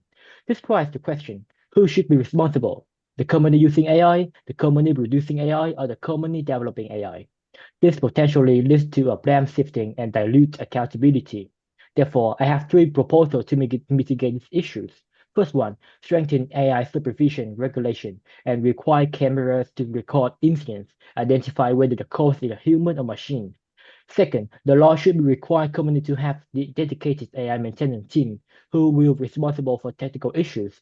This ensures clear accountability, reduce blame shifting, and protect AI victims' rights. Third, the government should ensure the press about AI incident is detailed, avoiding sensational headlines that cause confusion and undermine AI. Next, we talk about competition. We know that no development happens without competition, so laws regarding competition are necessary. This law should not be biased toward humans and against AI. Instead, I am very impressed with the European government vision. Rather than fearing AI impact on jobs, they encourage business to use AI to create more new employment opportunities. As a result, Europe has over 97 million workers working with AI compared to only 85 million workers being replaced by it. That's impressive, right? However, government efforts will be meaningless if the core of change doesn't come from humans. Despite being a global academic leader, US teams are almost powerless against AI. From my personal experience, I recall a discussion in AP language composition class about the topic, is the American dream still attainable? Many students talk about the difficulties in the future, such as economic policy, high living costs, lack of government support. However, it was surprising and a little bit disappointing me that no one mentioned AI, not a single one. Therefore, I believe awareness of AI remains limited in many schools, let alone knowing how to cope with it. So I hope that AI education can become more structured and practical. For instance, students pursuing accounting should know basic AI skills like generating quick financial report analysis and statistical charts in Excel instead of manual work. Or in film production course, teacher can use AI-generated video to visualize theoretical lessons, which allows students to appreciate visual aesthetics with their own eyes. This is the fact that now we are not replaced by AI, we are replaced by those who know to use AI. Finally, regarding testing policies, while concerned about over-reliance on AI makes assessment inaccurate, I think the problem lies in the way we design the question. The exam should be redesigned so that AI can easily complete them. cannot easily complete them. And if the student want to solve it, they should deeply understand the question and profoundly know how AI works. I know it's a huge challenge, but it's the matter of adapting or facing replacement. Thank you. Thank you, Michael, for highlighting the red flags that you see with AI. Very informative. George Vandecure, have you got a question for Michael? Yes. Michael, a very, very thoughtful presentation. As you said, new ideas and inventions are often resisted and viewed with suspicion. In fact, Yeah, your mic is really hard to Yeah, hear. we're working on it, Michael. Stand by. Just stand by. Okay. There we go. I think it's solved. Are we okay now? Okay. Yep. So I'll repeat that.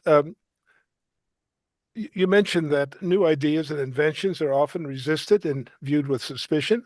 And I'll give you a good example, a really old example, because I'm very old. I can remember when ballpoint pens, the use of ballpoint pens in the classroom was viewed with suspicion and resisted.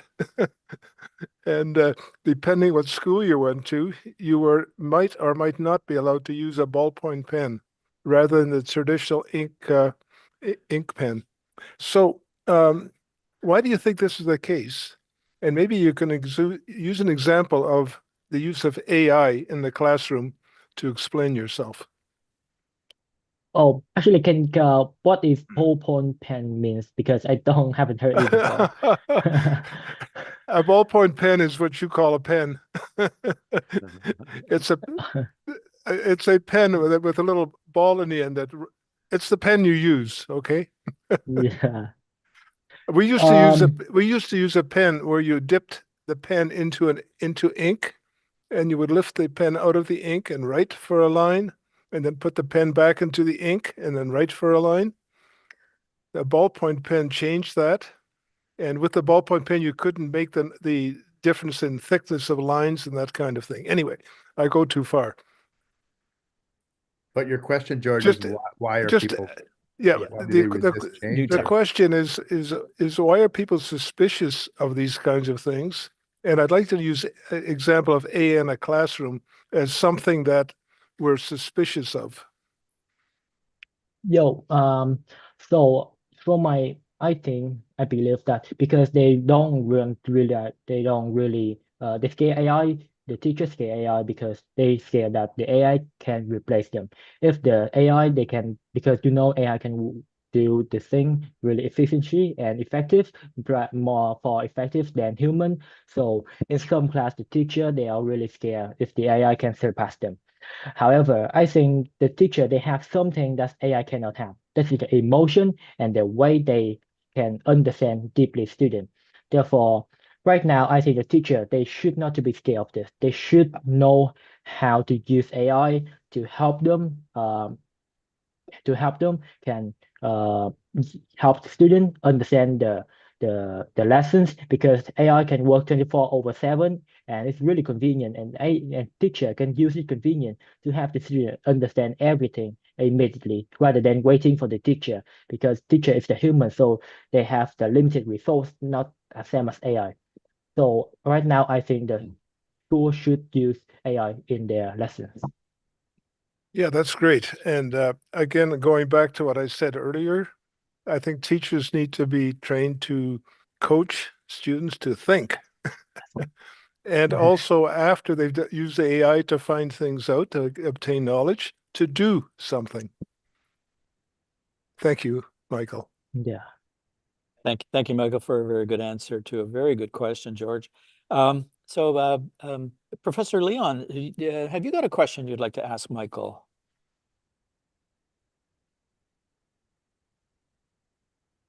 It's turning off my. Okay. Okay. Yep. Yeah.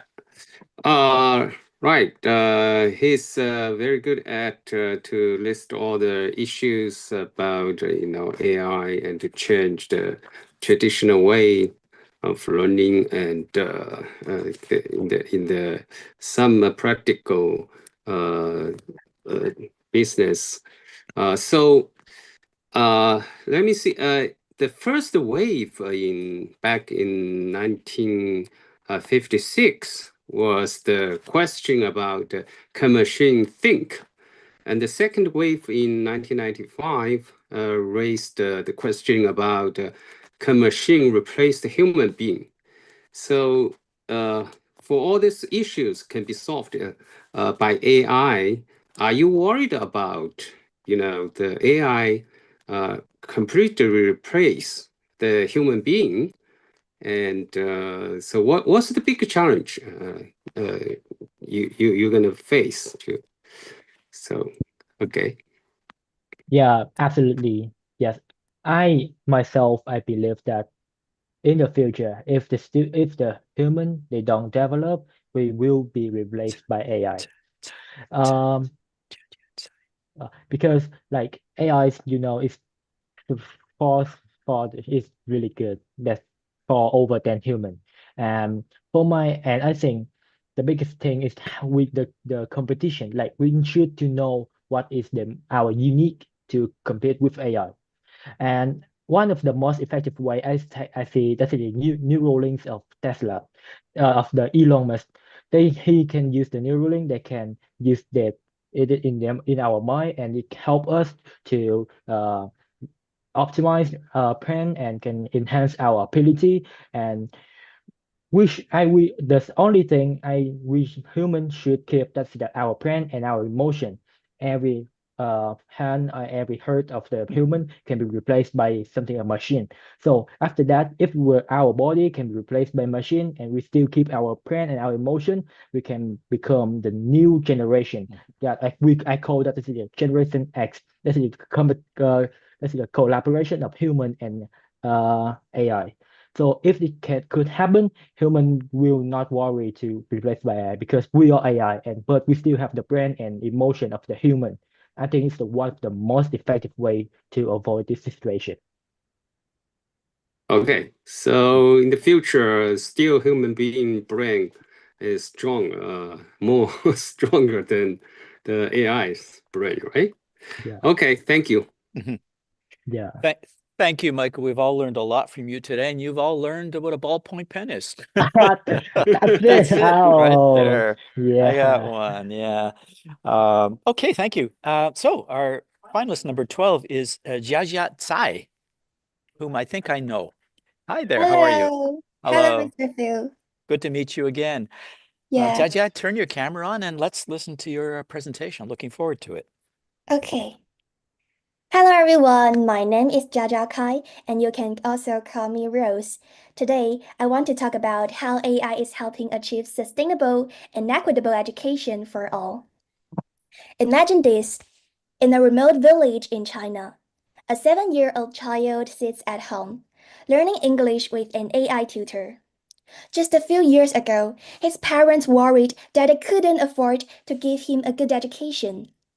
But today, thanks to AI, he can access personalized visual learning and auditory learning, even though there are no schools nearby and he cannot afford a one-on-one tutor that costs 1,500 yuan per session. For millions of children in underprivileged communities, the dream of education for all has long seemed out of reach. But with AI, that dream is becoming a reality. For years, UNESCO has championed the goal of education for all. However, despite the global efforts, educational inequality remains a major challenge. According to UNESCO, even after decades of progress, 251 million school-aged children around the world are still out of school. Some governments and NGOs have tried to bridge this gap through donations and volunteer teaching. But these solutions are not enough. We need a scalable and permanent solution. That's why I want to turn AI into a student's learning assistant. Whether it's learning new knowledge or reviewing past lessons, an AI tutor can provide effective help anytime, anywhere. AI is transforming education in 3 major ways. First, lowering cost and expanding access.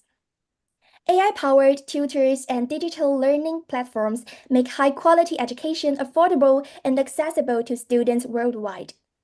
Second, personalized learning.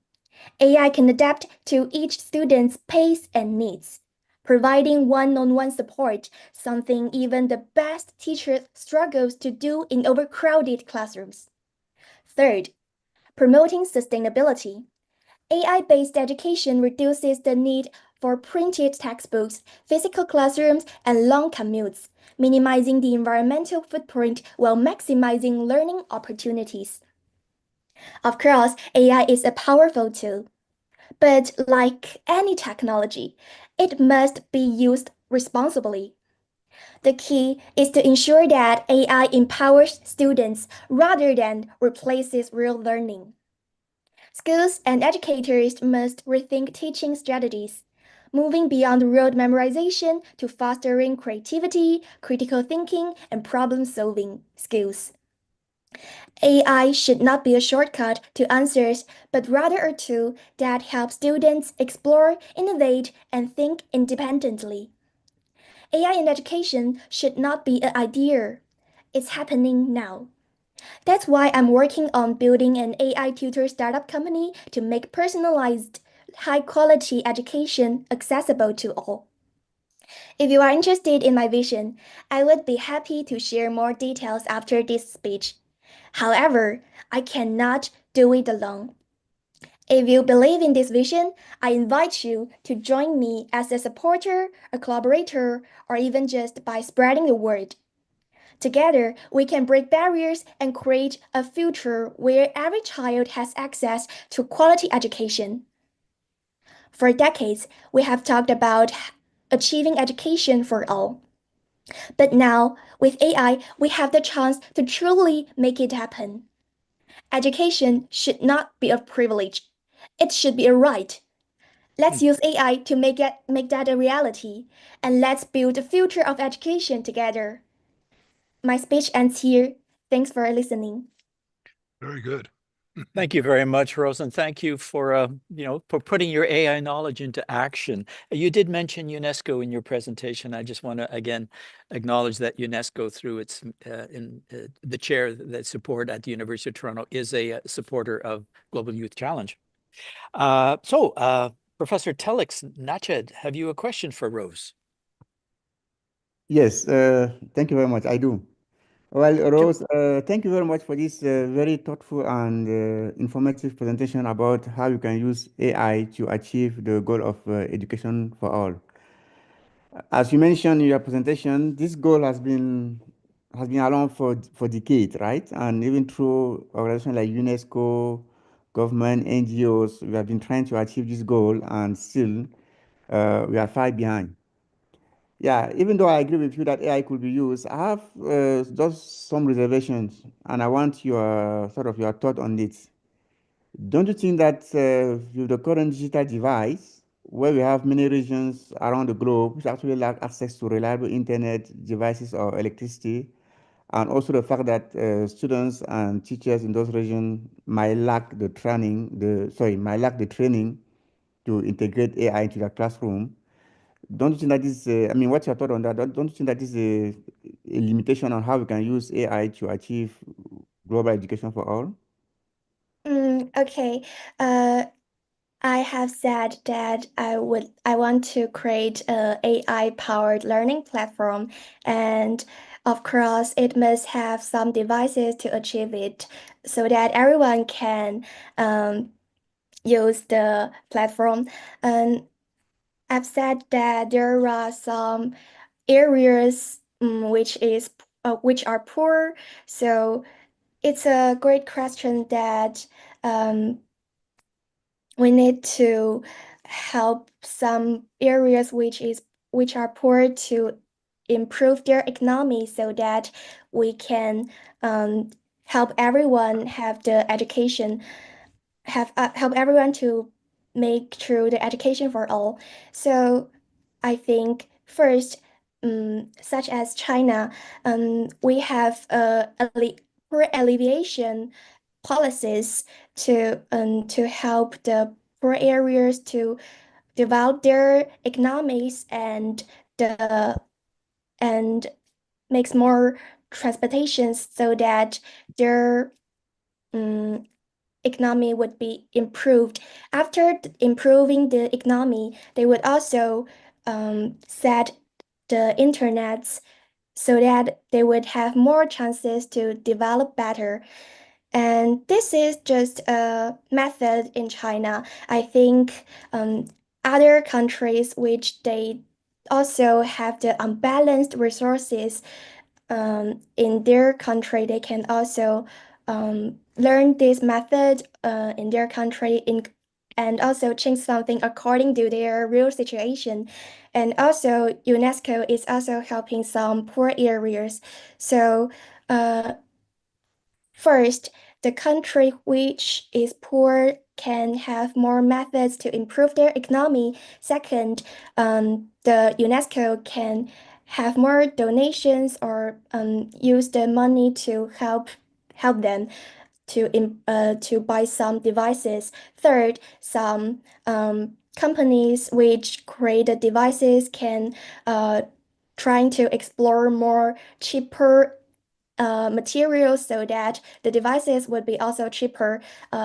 And fourth, some wealthy people, we all know that they are interested in some donations. We can also calling them to have more donations, maybe through create the videos, recording the poor areas, real situation, so that everyone would be willing to help them together. Thank you very much. That was Thank you. thoughtful answer. Thank you for elaborating. Thank you very much, Rose. Professor Raman, have you a question for Rose? Yes. Hi, Rose. Hello. Hi, nice to see you. And I'm excited to know more about your endeavor and the tool that you're building. But as you think about that, my question actually is around human connectedness. So you talk about, AI-powered tools that you're building for personalized learning and to support. So I'm wondering how that tool can actually support long-term, and again, pointing back to what Jim said with sustainable education and educational sustainability. So how can your tool support long-term educational sustainability? Particularly, I'm interested in how can it prevent dropout? Because, oftentimes we've seen disengagement or high dropout rates in online learning environments where students, especially if you're thinking about remote systems or digitally driven systems, like students often struggle with a lack of peer interaction and human connection. And we know that these play a significant role in their decision to stay or leave at school and be connected to the learning. So a loss of a supportive community can actually hinder motivation and belonging and take us in the other direction. So have you thought about that? And what kinds of solutions would perhaps make it more effective and adaptable to scale your settings to remote places? I think it's a very good question. Because as before, I want to create this learning platform because of some friends near me, they want to learn the knowledge, improve their score, but they are introverted to ask the teachers, although the teachers are humorous and very kind. So I want to create this platform for helping them learning by themselves with the AI tutor. However, I think the students who are more interested in games probably they think it's troublesome and difficult to learn knowledge because the teacher at school can't express the knowledge clearly for them to understand. And in this platform, I plan to have cooperation with the teachers all over the world, and because many teachers have different methods for teaching students, and a good teacher, why they are the good teachers? Because they can use their knowledge to make more students understand it. So I plan to have the methods together in this platform, and the students who using this platform, the AI will analyze their characteristics and recommend the methods, teaching methods, and learning plans for them to learn. And this AI tutor with the different teaching methods all over the world, such as humorous teaching and patient teaching. I believe they can help the students to fall in love in learning instead of thinking it's troublesome and think it's difficult to understand, then give up and choose to play other things such as watching the TV or playing the games. Of course, I understand that in this age, in this learning age, students are interested in playing the games, and so I plan to set more parts of games, such as have the game competition with the AI tutor or with other same students who learning this platform, have the comparison so that they would be more willing to learn harder. Yes. Thank you Thank so you. much, Thank Rose. you. Good luck, Rose, building your AI tool. Yeah, Um, thank you very much. Okay, and maybe we'll provide you an opportunity to share a link or a website or something that you can share with maybe other students who are participating today. So we can talk about that later. We're moving to our finalist for this group, and it's Fatima Bakhtiari. I'd have a question. Fatima, did you participate in last year's competition? Yes, actually, I've been participating my fourth year, actually. Yeah. Okay, so welcome aboard, and looking forward to your presentation. Can you turn on your camera? And oh, there you. Thank you so much. All right. Have you ever used ChatGPT for school, work, or just for fun? AI makes life so much easier, but have you ever stopped to think about the hidden costs of that convenience? Hello, my name is Fatima, and I'm a 16-year-old student from Ottawa, Canada. Before I begin, I would like to express my gratitude to everyone who has helped me throughout this process and provided this contest, giving us, the youth, a chance to share our voices and express our opinions. I joined this year's Global Youth Challenge because it enabled me to see other people's perspective on AI and sustainability, and to also express mine through something I enjoy, which is art. Through this contest, I've learned about the true consequence of unsustainable AI and why we must be mindful of the usage. For that, I am grateful for GYC. Did you know that a single ChatGPT conversation uses about 50 centiliters of water, the equivalent of a plastic water bottle? Well, that might not seem like much, but when we consider how many people, about the millions of people that use AI daily, the impact increases. ChatGPT alone uses over 500 kilowatts per hour of electricity each day, serving around 200 million requests, which is nearly equal to the daily energy consumption of 1,800 households. 1,800,000 households. In my drawing, AI is represented as a person, split into two contrasting sides, one side red and the other side green, showing that AI can be both sustainable and unsustainable, depending on how we choose to use it. The red side represents unsustainability, showing a landscape dominated by factories, waste, and pollution, all contributing to the climate change due to the overuse of AI. There's also piles of e-waste that represent the growing issue of technological waste. In 2022 alone, the world generated 62 million tons of e-waste, much of which ended up in landfills, where toxic substances seeped into the soil and water, harming both the ecosystem and human health, our health. The dried trees and gray in the picture symbolize how life is fading away as pollution and contamination spread. A river runs in the middle, but only a small amount of water remains, as the rest have been used to cool down the AI data system within the AI figure itself. Instead of using water sustainable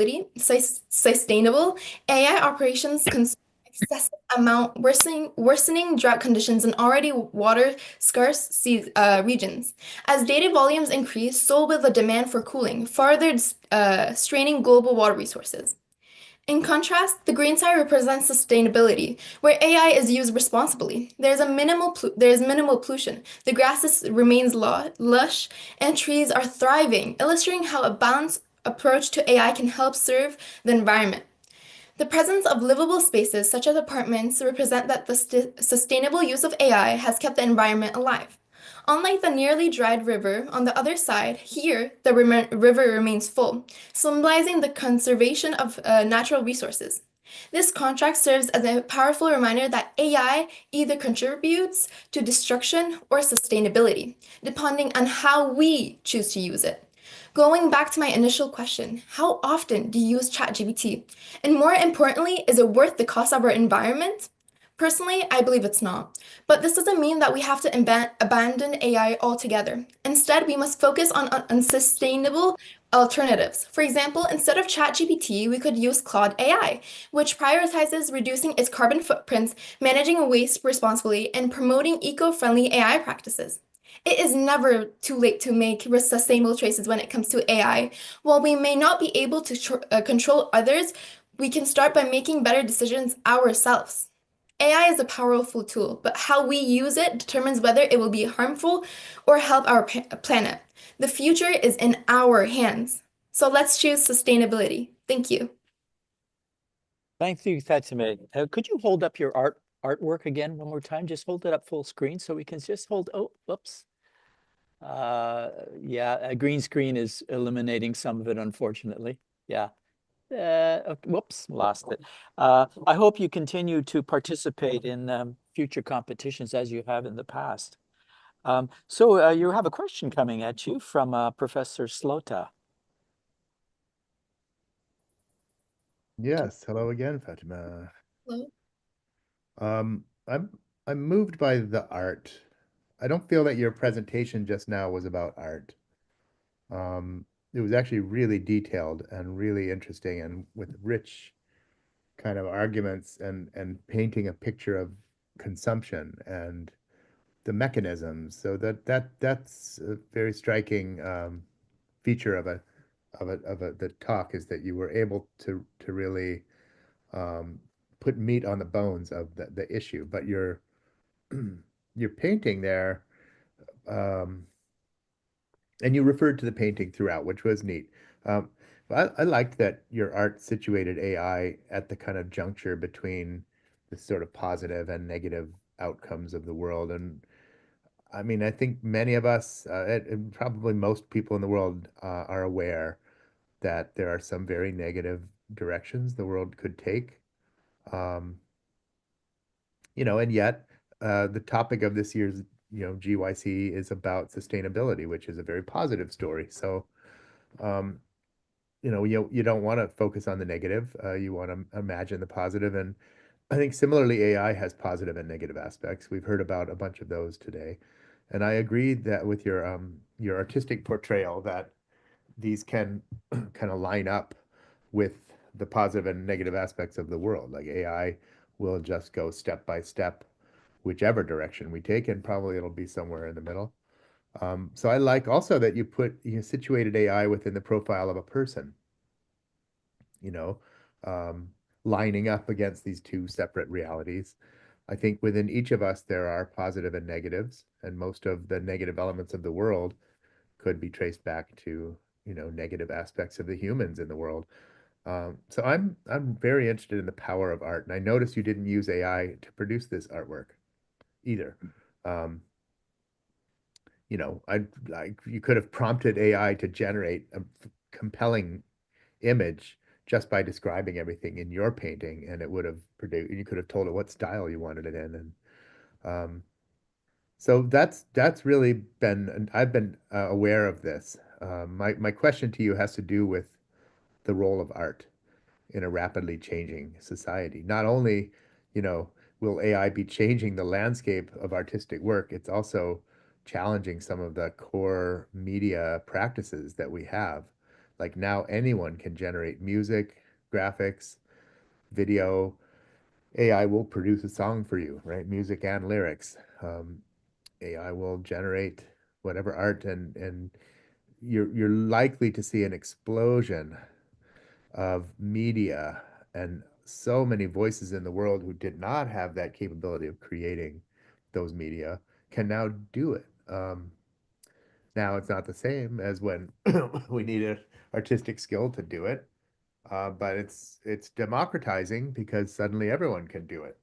But is it art still? And I guess that's my question to you.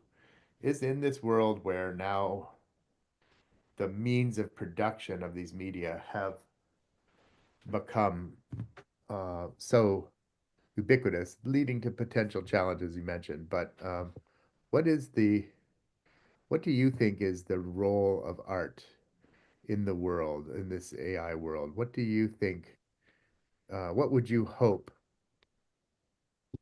will be a positive role for art? Thank you so much for the question. It's very fascinating to really think about art in the society right now. Personally, art comes from the mind of a person, and our brain is so, fascinating and so sophisticated that I feel like as a person, AI, as much as it could get advanced and, with as much detail you could give it, it would not be able to produce art or an image that the human would be able to. I feel like personally, when I think about something, I'm thinking about so many different things. And then I'm going to back it up with resources and websites and, information. While when you give AI details to create an image or something as such, it will not produce something similar to as one as human, because our brain is so sophisticated, it considers so many things, while AI just gets a description and produces what you want, not thinking about what other things it could add onto it. And I think if AI continue to produce images for artists in music and paintings and maybe directing movies, I feel like, I mean, it would not be as what we have right now. It would not have this background, this emotions, these ideas attached to it. It would, I feel like, be way bland, which then makes the human's arts more attractive, more appealing than the art of an AI, since it has so many different meanings. Okay, that's a conversation I'd love to have and go deeper in, because there's so many dimensions to it. But I'll let the next questioner go, and just want to thank you for opening these conversations. Thank you so much. Thank you. Let's never put machines ahead of people, please. Let's not turn over control in art or in any other aspect of our lives. Professor Natchez from McMaster University, we have a short question for Yes, I do. for For my Fatima. question, yes. Thank you very much again, Fatima, for the nice presentation, especially of attracting our attention of how AI can actually contribute to the unsustainability of the world, contrary to the previous presentation where we basically look at how AI will contribute, right, to a sustainable world. I also like your artwork very much, and as you mentioned, the artwork normally originates from the mind of the artist, right? So for your artwork, I would like to dig a little bit into your mind and see exactly what you are trying to convey through your art.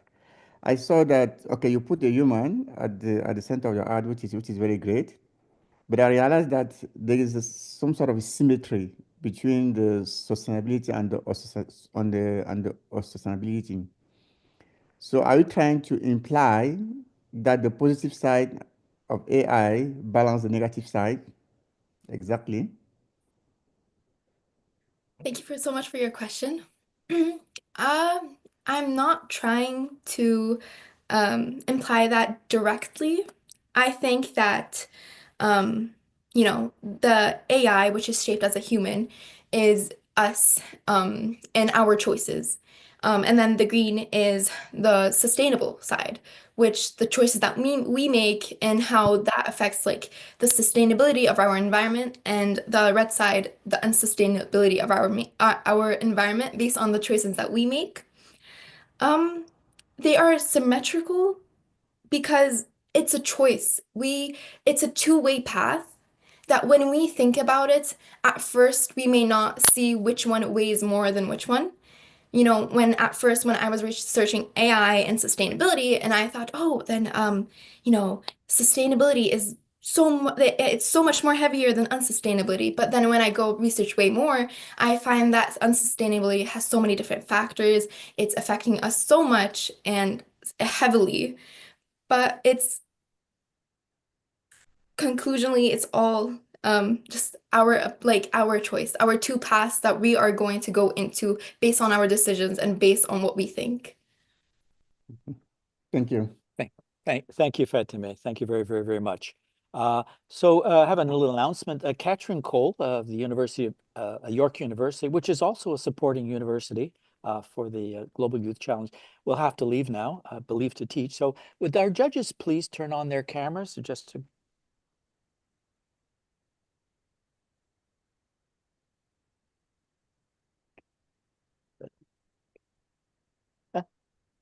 So, Katrin, thank you so much for your participation. No, thank you so much for this opportunity. Actually, guys, I learned a lot from all of you, and I'm happy to see that you are out there, that you're going to be changing the world for the better. And I just want to tell you how much hope you are giving me in times that are not easy. And it's lovely to know that you're there. Thank you. I think we all... Yeah, so just before you leave, we'd like to invite all the finalists to turn on your camera as well, so we can do a screenshot. Just please take look directly into the screen, please. Yeah. Xiu Chan, can you turn on your camera, your screen, Anne? Thank you. Anne, can you turn on your screen, your camera?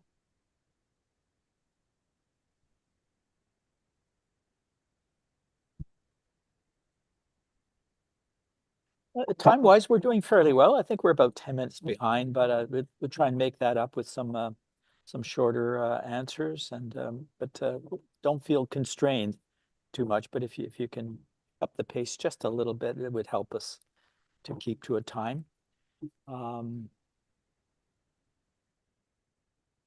we happy with our shot there? So we have some image captured. Technically, so far, it's going very well, I'm thinking. I'm very happy with our progress. All right. Can we move on? We can move on. Okay. So we're going to our fourth group here, which is our final group, but a group of 4. There are 5 people in this group. And so I'm going to introduce the first presenter, which will be Loic Yu, and then followed by Shun Zhao, Yike Liu, and Rainy Tang. And so let's begin with Loic. Hello, how are you? And where are you based, Loic? I am based very close to Mississauga. I think I actually went by Arundel Academy once. I live in Richmond Hill. Okay, that's really close. And yeah, we're in Mississauga, Ontario right now. That's where we're broadcasting from. And you're standing up, so I think we should be ready for something quite dynamic. Go ahead. Thank you. I hope so. So, hi everyone. Again, I am Loic, and I hope everyone's doing well. I just want to apologize in advance if my voice sounds a bit stuffy because I am quite sick. Anyways, moving on. Fellow participants, judges, and directors. Today, I'll be talking about sushi restaurant slogans. So I'll be starting my speech in 3, 2, 1. You know how sometimes it feels like people speak in the same exact standardized way? Especially in a professional or academic setting, people tend to use the same somewhat professional, somewhat generic vocabulary to set up their points. Yet it lacks a certain personal, unique touch. I like to call this communicative conformity, and I believe artificial intelligence is doing the same for our thinking. Artificial intelligence, I'm talking AI chatbots, can rearrange information, analyze, and condense it for you. Yet it cannot creatively generate a new and original idea. We can. Fortunately, we don't think of this. We'll input a prompt and expect it to come up with the right idea. However, the more we do this, the more we invite artificial intelligence to shape our thinking, forsaking our ability to direct our own thoughts. So we rely on AI. What does AI rely on? AI relies on text from the internet. So this made me wonder, will AI produce the same answers for people who ask the same questions? So I conducted an experiment. Across 2 separate devices, I inputted into ChatGPT the prompt, write me a paragraph on how to cut a dog's toenails. The paragraphs I received back were nearly identical in sentence structure and phrasing, with the exception of a few word substitutes. Now, of course, there aren't too many ways to cut a dog's toenails, so I asked another question. Give me 10 slogan ideas for sushi restaurants. Now, this was more interesting. Now, there were different answers, yet there was still a lot of overlap with similar words. And across all the devices, they all contained the identical slogan, savor the art of sushi. Appealing? Maybe. A reflection of AI's limitations? Definitely. This experiment has a key issue. AI like ChatGPT is highly algorithmic. Moreover, it doesn't just provide you with answers, it explains to you the reasoning behind them too. By repeatedly generating the same answers, identical responses, and exposing us to its logic, it is the ability to mold a standardized way of thinking among its users. Loic, Loic, it's Phil here. Can I just pause you for a moment? We've lost your camera. We've lost your camera. Oh, would you double check, please? Voice has been fine so far. Just the camera went off. The voice is fine. We can hear you, but we cannot see you. We've lost the camera view. Okay, that's perfect. Is it cool if I just rejoin the meeting? And then I believe this happened last time as well. Can I just rejoin the meeting and then I'll start? Yes. I'm getting the nod. You can do that. Thank you. We'll wait here for a moment while you do that. Well, while we're waiting, I just want to remind everybody, because I received a chat question here, we will be awarding prize winners in this presentation. So everybody stay tuned. Okay, you won't have to wait to find out if you've been awarded a prize. That will be calculated in this session that we're having today. Hi, I'm back. I think so. Yeah, there you go. Hello. All right, perfect. It's just funny because it all goes well until I got to present, and then it just goes black. Yeah, we could hear you very well. That's fine. All right. Would you like me to restart, or do you want me to start from where I ended? What do our judges feel? Leon? No, just keep going. No, carry on, they say. Carry on. Okay, I'll start from the most recent. All right. So this experiment has a key issue. AI like ChatGPT is highly algorithmic. Moreover, it doesn't just provide us with answers, it explains the reason behind them as well. By repeatedly generating nearly identical responses and exposing us to its logic, it is the ability to mold a standardized way of thinking among its users. This poses a risk because simultaneously, we're exercising our critical thinking less and less, in a sense, offloading our limbic systems, making us more vulnerable to this intellectual conformity. And the worst part of all this is, it's not even like the information ChatGPT provides us is the most unique or groundbreaking answers out there. In fact, it's quite the opposite. Instead, it's the most common answers on the internet. In other words, shallow answers, answers which lack depth, or are in some cases quite obvious, but answer most questions and deter us away from doing any further research. Over time, this makes us more accustomed to this shallow level of thought, and in turn, makes us produce more shallow answers. A long-term impact is how this poses a threat to innovation. When our capacity to discover and think are suppressed, our current levels of innovation will become unsustainable and gradually decline. And as this cycle continues, deteriorating the quality of our ideas, conformity comes in, a sort of standardized way of thinking, just like the communication conformity I brought up in my introduction. Individual creativity becomes less sustained. Although it sounds quite dystopian, I believe a decade more of youth using AI as their #1 source of information will lead the world to see less and less unique individual expression. Ideas one comes up with, maybe ideas thousands of others have already come up with, because of just how similar individual thought processes and reasoning has become. And this is all due to the fact that no matter how many sushi restaurant slogans AI can come up with, there will always be an overlap with the same ones constantly in the mix. Artificial intelligence will make unique individual creativity and thought unsustainable in the modern world because it is slowly and discreetly wiping it out. Thank you very much. Thank you very much, Loic, for reminding us that AI is able to sustain us, but that we must acknowledge the dangers that the power it has over us, and we must maintain that control. Never hand it out, hand it away. So, Professor Shao, do you have a question for Loic? Yes, he mentioned lots of problems, questions maybe for this AI we're using, and it seems like okay, we at the very beginning we all trust the AI and generate a very beautiful format and standard answer and lots of knowledge is beyond our selves learning process.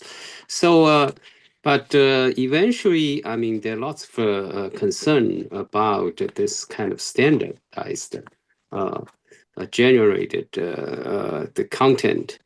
So, what is your solution? I mean, to solve this problem? I mean, you ever think about this? Thank you very much for that question. So yeah, I completely agree with you. Like when it first came out, whenever I used it, I was always very impressed by just how like organized the answers were. But then when I was writing this speech, I began to realize the organization is covering up for something much worse, which is how it is able to mold like a standardized way of thinking. So I think the solution to fix this, well, the most basic solution is really to use it less. I believe a lot of teachers in our schools, they know about ChatGPT and they'll tell us, don't use it to don't copy and paste its answers. Don't make it write you the whole essay, but use its ideas. But honestly, I think that's quite the opposite. I believe it's a lot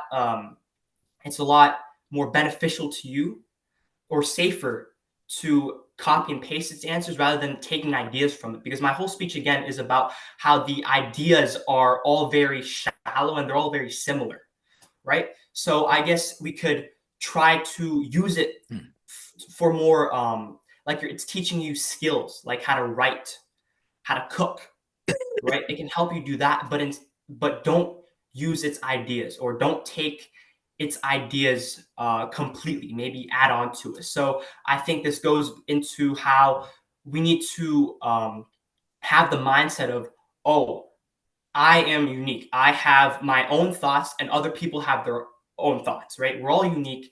And although AI can help us start these ideas, it can help us brainstorm, it cannot give us the final concluding idea. So in the brainstorming process, I think the best way to avoid the standardization is really by whenever you're using ChatGPT, have the mindset of, okay, we're going to use this safely. So I can read this idea, but then at the same time, I have to know that my idea also is more important or is more unique. And that's why at the end of the day, it will be the better idea because it's not similar to everyone else's. Okay, thank you. Yeah, thank you very much for the question and answer. Next question will be coming from George Vandiker, but let me just say I'm also of George of the pen and ink generation. So for many decades, we have seen so many changes in the classroom as teachers. You as a science educator, of course. I think we'll probably have some pointed question to ask Loic. Well, Loic, sorry, excuse me. I also have a cold. Loic, you'll be pleased to know I ran your essay through a checker, and yours came out as 100% human. So I'm glad. I don't know how you did that, but that's very good. And my question was much the same as the one before, but because I wondered about this a lot myself, that like will the repeated iteration of a question like converge to a single right solution? You know, eventually the same question will always be answered in the same way. And that can be used politically, can be used academically, and it can be used in many ways. Do you know of any attempts to avoid this? Any technological attempts to avoid this? We used to talk a lot about fuzzy thinking in the area of computer technology. Any attempts technologically?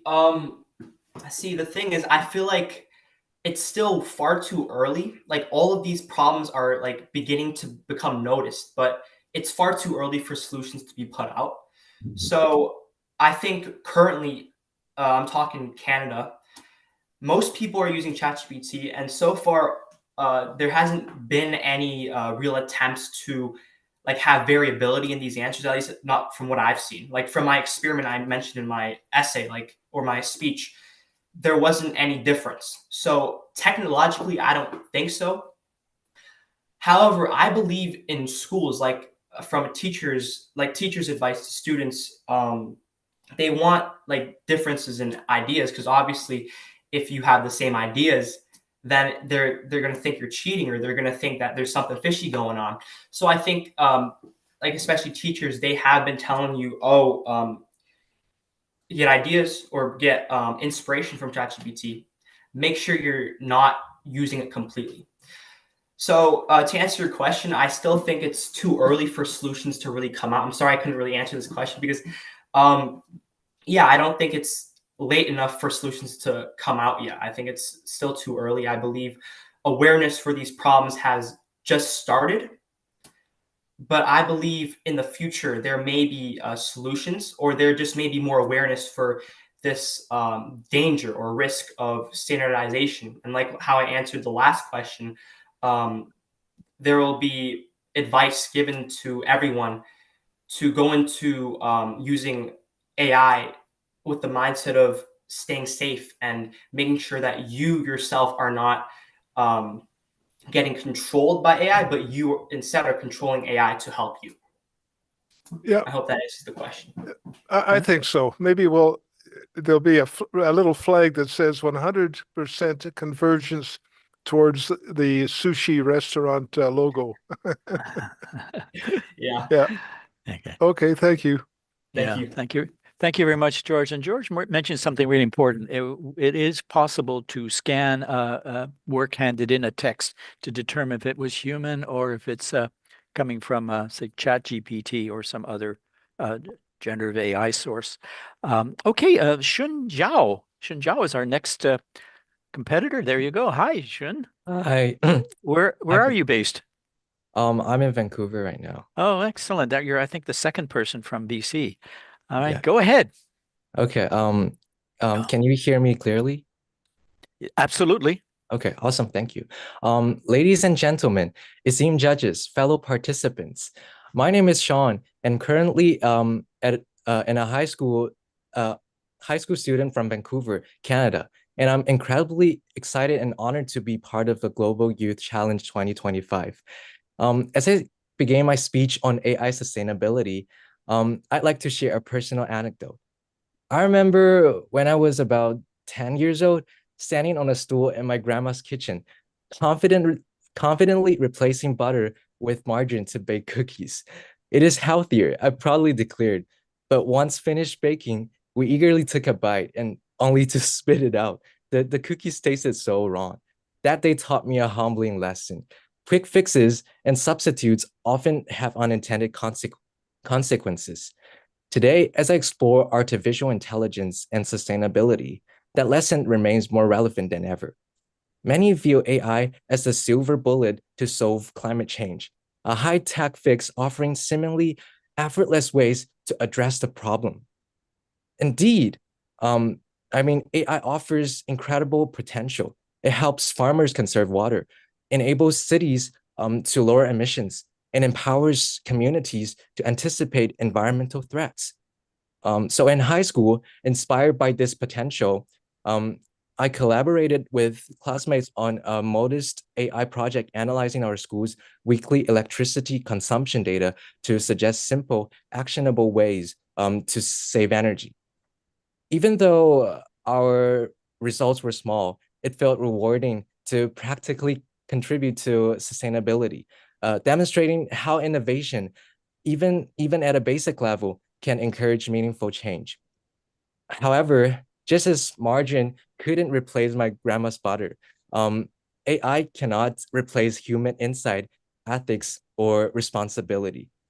Technology amplifies our efforts, but genuine wisdom is a product and extension of our humanity. Recently, in my chemistry class, I learned that margarine contains trans fats, now known to pose significant health risks. This new insight reinforced the lesson I learned. Promising innovations can have hidden consequences discovered only through ongoing scrutiny. Similarly, we must approach AI carefully, continually evaluating its impacts on our world. As young innovators at GYC 2025, we have the power and responsibility to use AI wisely, combining technological capabilities with careful reflection. By striking the right balance, we can build a future where technology and nature thrive together. This is the future I believe in, and it is the future I'm committed to building. One thoughtful innovation at a time. Thank you. Very, very thoughtful, Shun. Thank you so much. Your reference to cookies made me hungry. Also, so I want to remind everyone we're hoping to finish up today in about 20 minutes, and we have so that would be noon here Eastern time in Canada. But we have one more presentation after this. Just to let everyone know that I think we're going to finish reasonably close to the time we anticipated. Professor Telix, Nached, you have a question for Shun. Yes, I do. Yeah, Sean, thank you very much for your presentation. We've drawn our attention on the right balance that we need to strike between trying to use AI to provide a sustainable world. My question to you is morely from an ethical perspective. So where do you put ethics in the middle of all this? What's your perspective on that?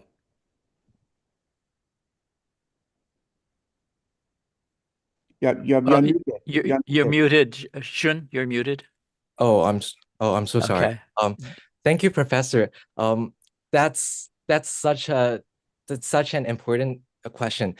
Yeah, I think ethics is really at the center of everything when it comes to AI and sustainability.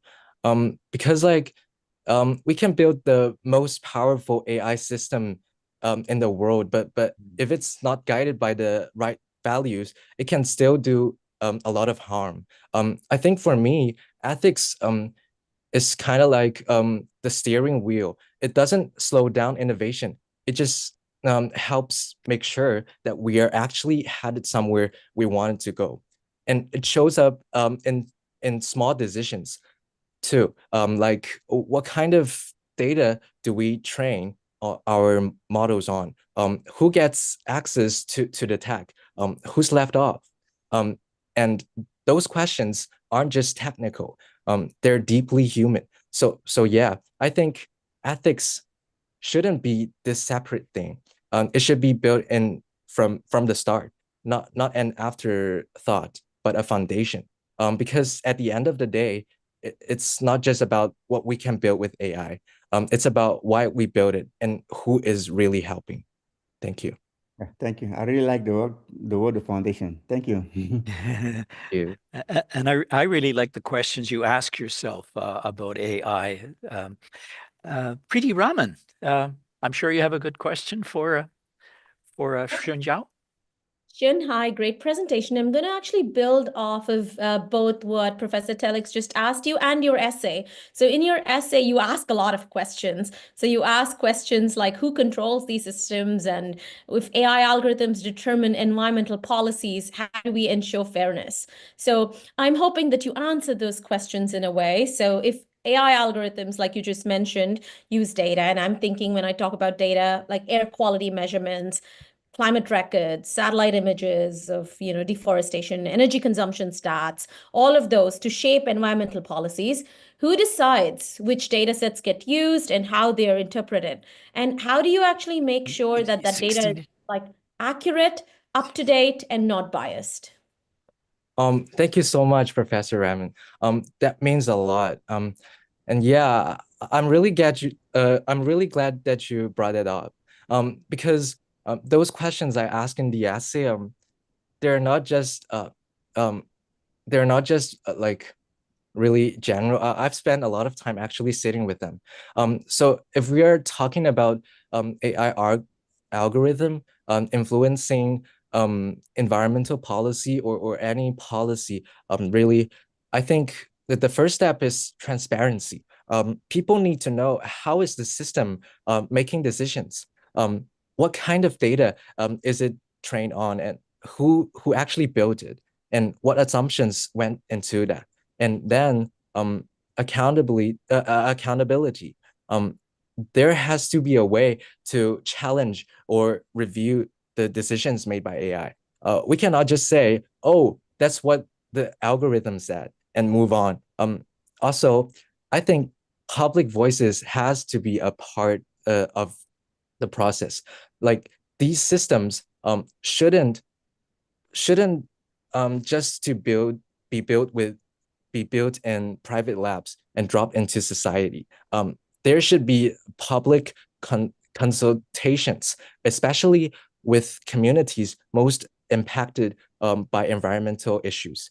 So I guess my answer to those questions is AI can guide policy, but humans have to shape the values. And fairness doesn't come from the code. It comes from who is writing the code and why. Those questions don't have easy answers, I think. But I think asking them out loud is the first step to getting it right. Thank you. Great job. Thank you. Okay.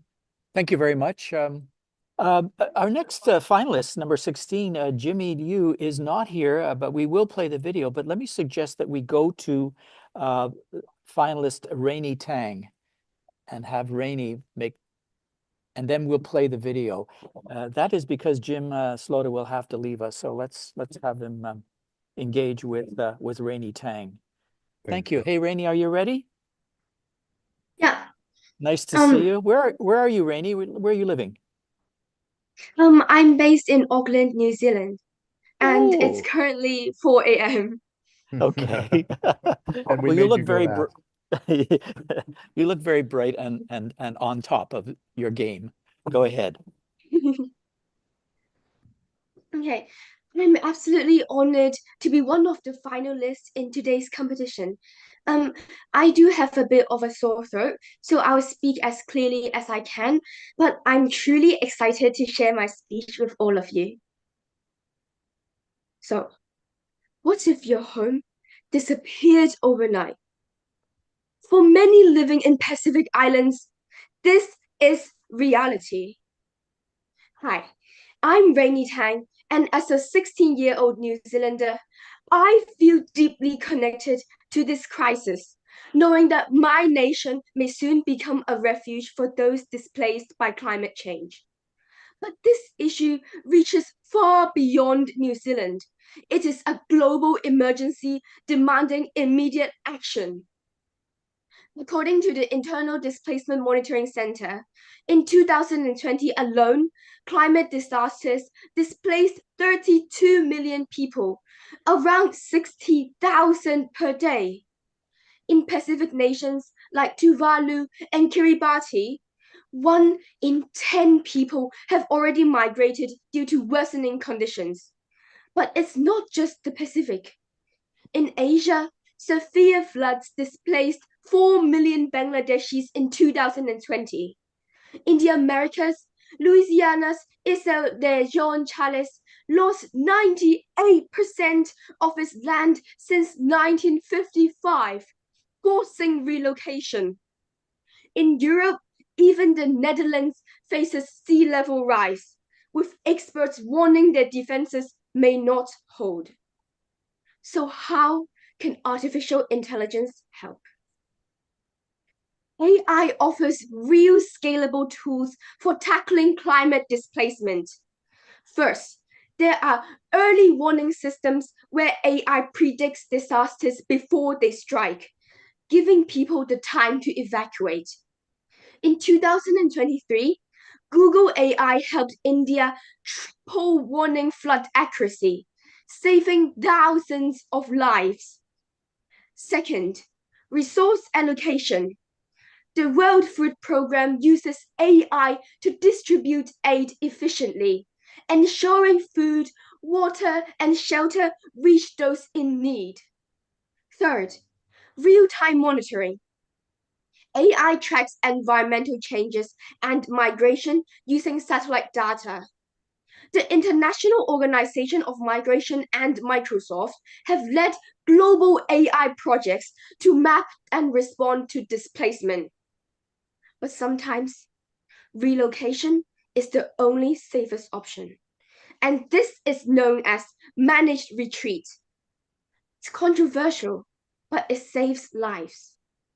In Fiji, entire villages have moved inland. And in New Zealand, the town of Matata was voluntarily abandoned after repeated floods. AI can guide these relocations by identifying high-risk zones early. New Zealand have long supported its Pacific neighbors, but climate displacement is no longer distant. It's here. With international collaboration, we can build scalable, data-driven solutions. United Nations High Commissioner Filippo Grandi warns, climate change will become the greatest driver of displacement, and we are not ready. We must be ready. AI gives us the power to predict, prepare, and protect. We must use this tool, and we must act now. Thank you. Thank you, Randy. If that's the energy you bring at 4 a.m., I wonder what you could do at 9 a.m. Well done. Thank you so much. And you know, you raised those serious life and death issues, and we've also highlighted an area of the world we don't hear very much about here in North America, where we're based. All right, Vicky Rahman. Hi, Rainey. I mean, brilliant presentation. Of course, now I want to do something right away. And my question actually ties right to that. So you pointed out a few examples from different parts of the world. So how can you bring those together? So my question is, why do I care about something that's happening in Fiji or New Zealand, and you know how AI is going to help solve that? How can you bring us all together for collective innovation? Like, how can AI support that, or how can we be sustainable together for a future together? Thank you so much, Professor Rahman, for your interesting question. I just want to rephrase the question to make sure that I understand it completely. So are you asking that even if the issue is not currently impacting you in terms of your geographic position, you should still care about it? Like how can I encourage people to care about something That's outside of absolutely their right. area? Yes, that's Is absolutely. that what you mean? Yes, I do. Yeah. So like, as I explained before, since I used examples from New Zealand, and Fiji in Pacific regions, which are quite far away from, for example, Canada, Europe, and other countries, other continents, I also believe that sustainability is absolutely interconnected, because we are all humans. We live in Earth. We live in the same planet. So even if something is happening all the way back in the bottom of the globe, such as New Zealand, one day it will just impact you as much as it impacts me right now. So I believe that it is absolutely important that we recognize the issue and take action immediately, even if you're so far away. Because Climate change and displacement does not wait for you. It can happen anytime, and rising sea levels does not impact just the Antarctica North Pole or just the bottom regions. It will continue to rise, and you will not know when it happens to you. So it is really important for you to be absolutely mindful and just know the importance of how everything in the world is interconnected and how we should be together as a global citizen. We should all take accountability and responsibility to our actions and protect people all around the world so that we can not only protect ourselves, but protect other people as well. Thank you, Rainey. Thank you, Rainey. Caring for each other is something you've really highlighted, and I think it's important.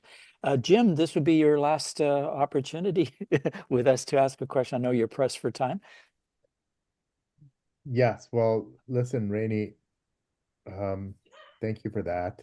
Thank you for joining this. I hope you'll come to Toronto. We can see you here.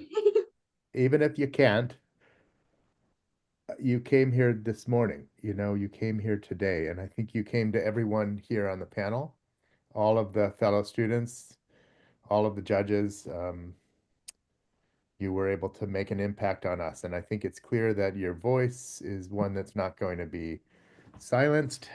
You bring Greta Thunberg to mind, who, is somebody who showed up 2015, 16, those years before the pandemic, and really moved the needle, of awareness, and showed up on the floor of the United Nations, right? So these voices are not small, and yours has been really great to hear today. So thank you for that.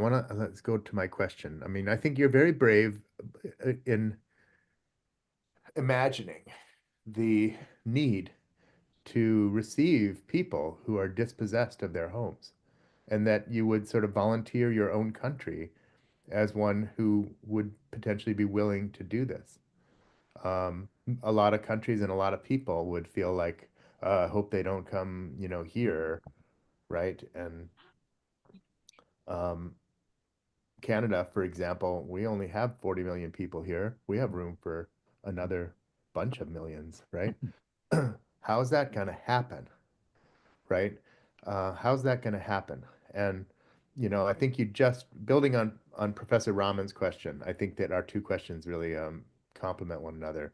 What I have to ask you, I mean, I want to acknowledge, the true stress and urgency of climate-induced migration that you mentioned, but I wanna think on the other side of that, and decouple that one from the potential sustainable solutions, right? Your presentation describes, how AI can predict floods and inform, aid allocation of aid.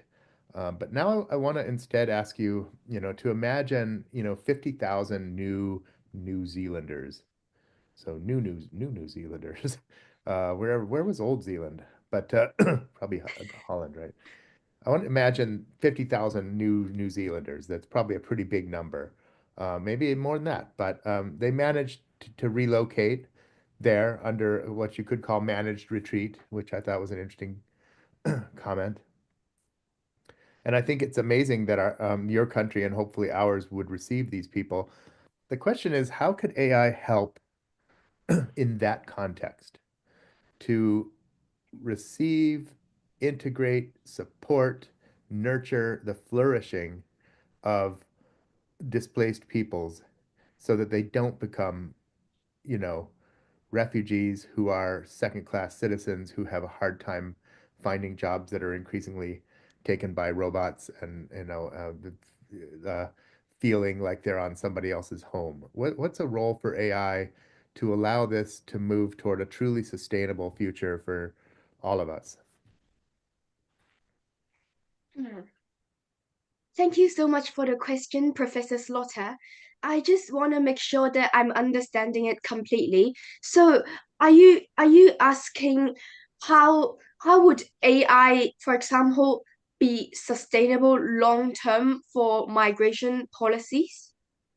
Where's AI going to show up in that solution for these 50,000 newcomers who arrive in New Zealand. How is AI, AI helped their managed retreat. Now, how can it help them manage forward into sustainable flourishing? What are some of the ways you think AI might help society in general to kind of build better solutions for all these migrating peoples? Oh, okay. I absolutely understand the question. Thank you. So, as I mentioned in my speech before, AI can not only help with managed retreat, and I just want to build on my two other points along with early warning systems. So, my first point is about resource allocation, and my second point is about real-time monitoring. So, understand that after you, for example, after you migrated and you get displaced and you move to a completely new country, everything is new and it could be hard to adapt.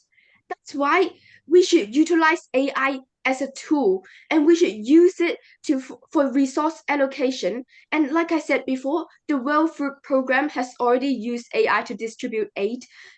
For example, distributing food, water, and shelter for those people who are needed.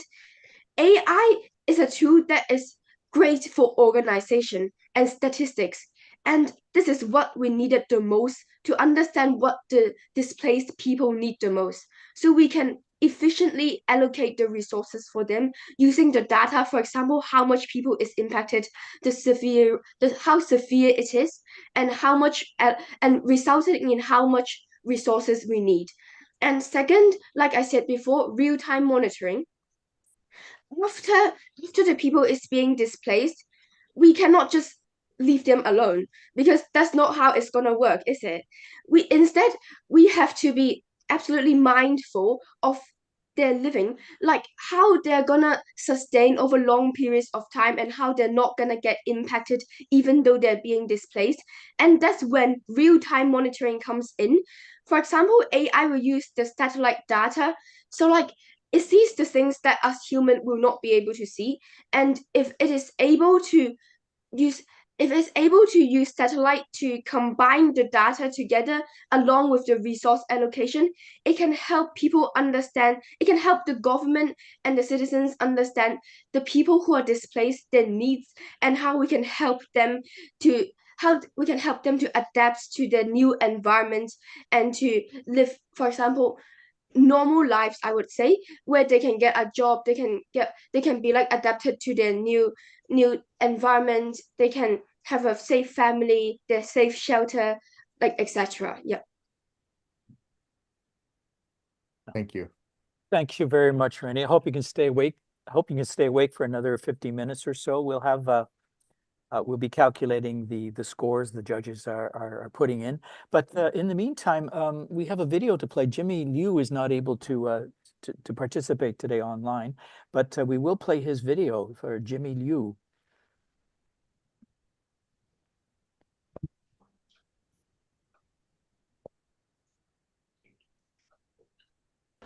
Hello, dear judges Jim, and I don't know if you're audience. going to be able to Today, stay for this. I know you're pressed for time. If you could, that'd be fine. Okay, thanks very, very much for your participation, Jim, today. I'm excited to talk about artificial intelligence, or we can say AI, a transformative force which. We hear the voice. We're just going to line up the camera, the video itself. Give us a second here.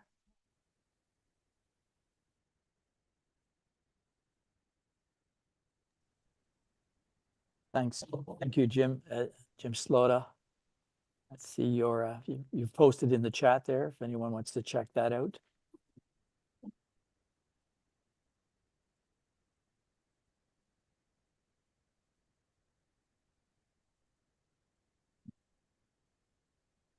University of Toronto, where Jim is a professor, was instrumental in some of the early speech to text, text to speech in artificial research. This was back in the 80s. So we, you know, some of that early pioneering work allows us to pick up our cell phones to dictate a message and have it turned into text and vice versa. It was a very, very complicated thing to do. The computers had to be able to detect any kind of speech, whether it was articulated clearly or not.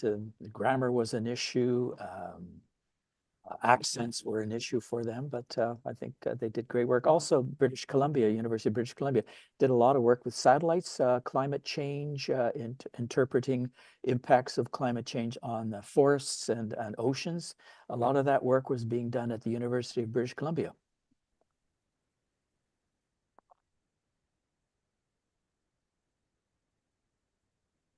So just to remind everybody, stay tuned.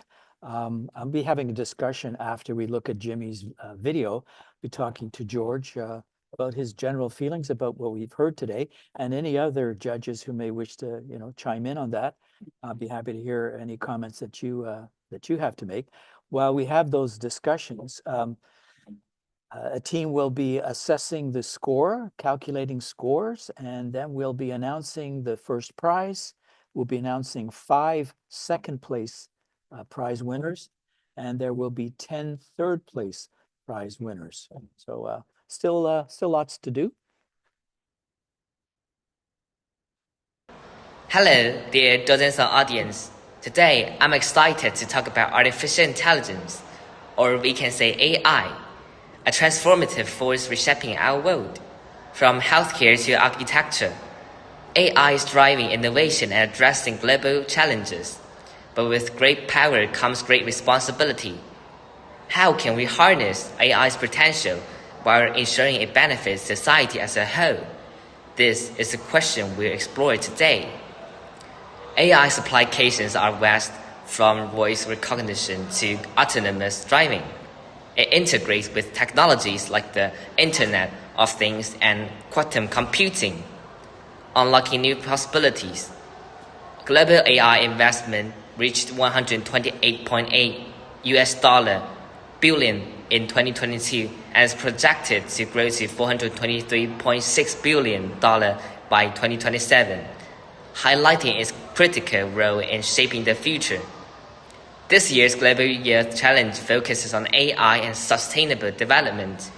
It can tackle pressing issues like environmental protection, resource optimization, and education.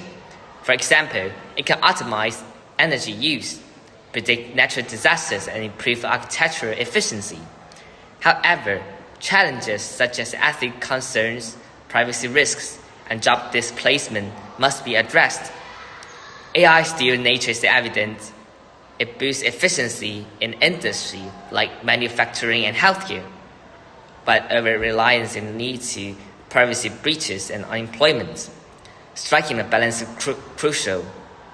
To responsibly harness AI, we need robust privacy protections, ethical guidelines, and investments in education and training. Public awareness campaigns can also promote responsible AI usage. In conclusion, while AI offers remarkable advancements, its implications require careful consideration, but adhering to ethical principles and fostering a balanced approach, we can ensure AI contributes positively to sustainable development, building an innovative and inclusive future. Thank you for listening. Okay, thank you, Jimmy. So I was Jimmy Liu. So he's our final finalist, and I'm going to while our scores are being calculated, I'm going to ask George Vandekeur to speak with me, engage with me for a few minutes here, and any of the other judges who wish to contribute to a discussion about their feelings. What you've heard today, are you optimistic? Impressed?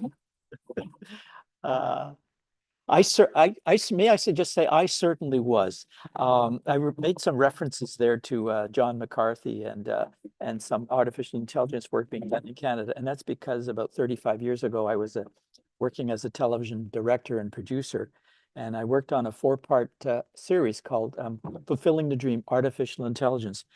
I knew nothing about it at the time. Very few people had even heard about it. I guess outside of universities. But it gave me an opportunity to travel through Canada and the United States for about a year and came up with 4 documentaries about half an hour each. Had the chance to meet with people like, well, the founders, I would say, John McCarthy, Simon and Newell, Marvin Minsky, looked at some of the early robotics, not very impressive in 35 years ago. We were talking about expert systems, taking all the knowledge of physicians and engineers and putting them into a computer and having people interact with computers, asking questions, and it would lead you down through a decision tree to come to some final positive outcome. You could predict how to treat cancer or how to fix a car.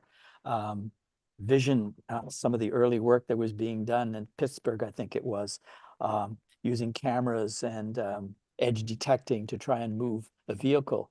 Of course, all of that's now possible. You drive a car and not touch the wheel at all and hopefully not run into anybody. So there's been tremendous work done, and our students are all beneficiaries of all this great research. Who knows, 35 years from now, where we will be. I think there are dangers, and some of our students have highlighted where we might be that we wish we weren't if we don't keep control of this incredible technology that we have unleashed. George, impressions? The questions. Well, first I'd like to just talk about the presentations. So this is 5 years now that we've been doing this, and there certainly has been no deterioration in the quality. I mean, if I was the only judge, it would be a big problem, because I've ranked 2 or 3 presentations at the very top. I cannot differentiate between them. And there wasn't much differentiating between even the bottom and the top. So it's a very, very tight cluster of presentations. And I was very impressed. And the really good thing is that it made me really think and gave me some new ideas about AI. I've been pushing something that I call hands-on intelligence for quite some time. And it occurred to me now that instead of asking AI to do things for us, maybe in the classroom, AI should be used to ask us to do things, which would be quite different. Because once AI asks you to do something and you do it, whether it's online or in the real world, it knows whether or not it's AI generated. So that was an idea. That's an idea I had. Yeah. The other thing is that, the Roman Empire.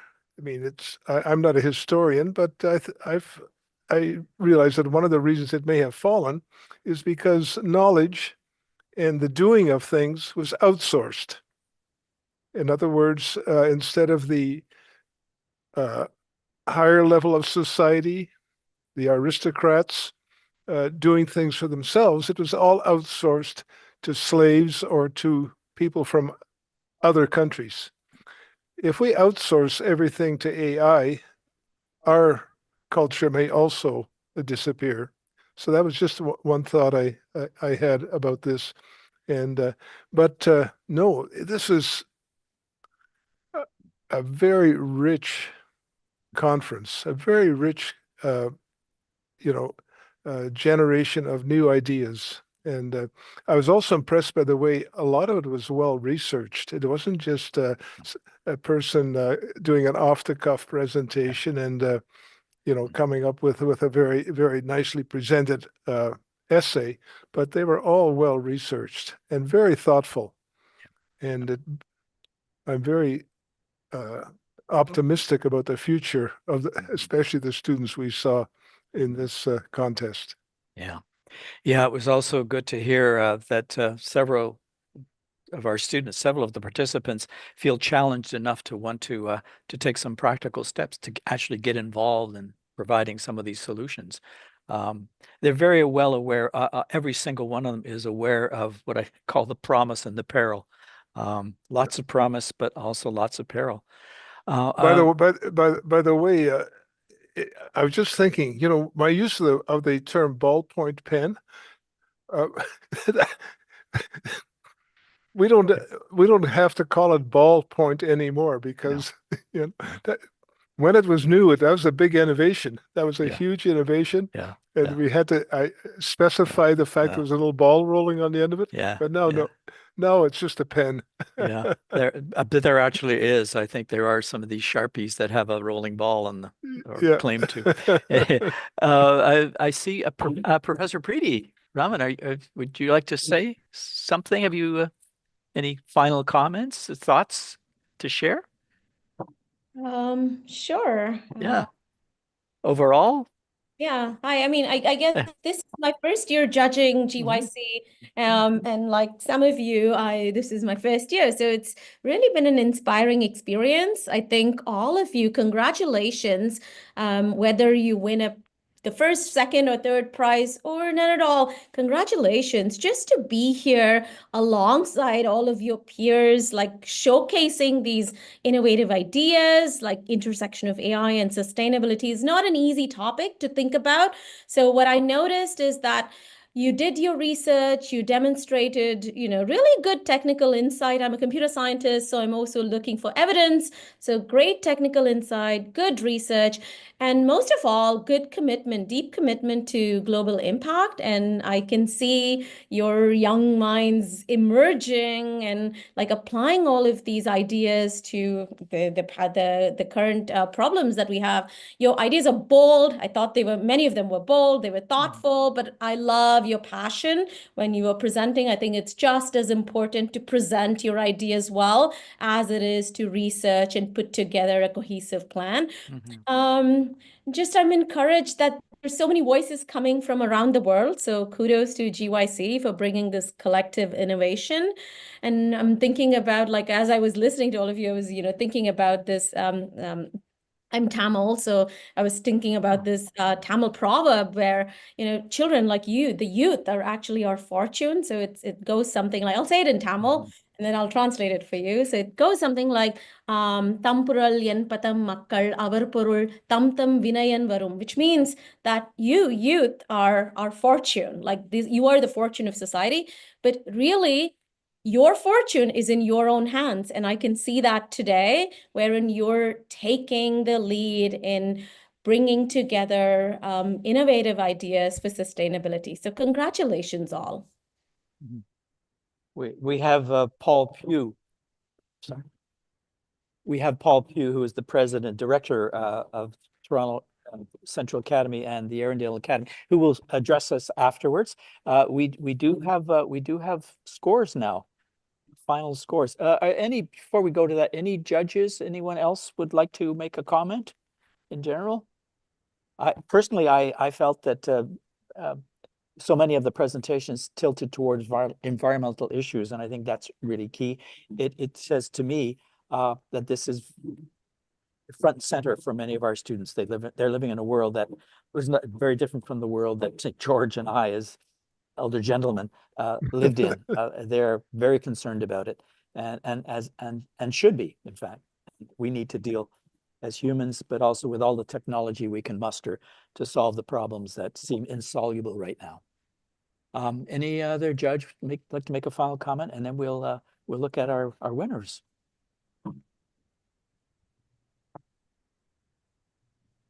No, okay, all right. So our third place winners in the 2025 Global Youth Challenge, Artificial Intelligence and Sustainability. And the winners are, we have 10 in this category. Yun Xin, congratulations.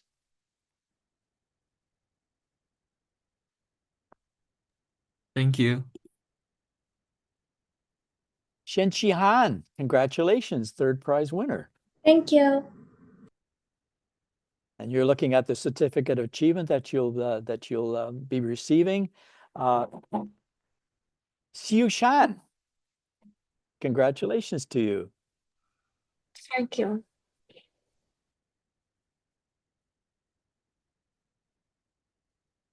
Barry Lyndon.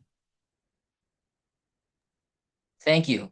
Thank you. Barry, you chose that name. Is it based on the movie, the famous movie, Barry Lyndon? No, it's my actual name. It's my Very legal good. name. Well, are you aware there's a film called Barry Lyndon? No, not at all. Okay, check it out. Congratulations to you, Barry. Xiwen Yu. Thank you. Welcome.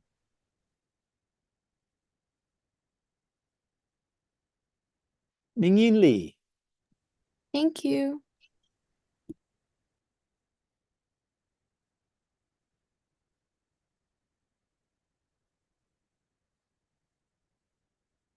Jia Yumen. Congratulations to you, another third prize winner. I think this is Michael. Yeah, that's me. Thank Michael you. Nguyen. Yeah. Congratulations, Michael.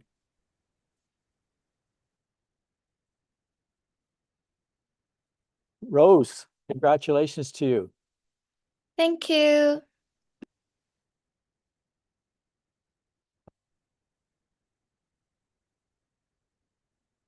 Jiaji Kai.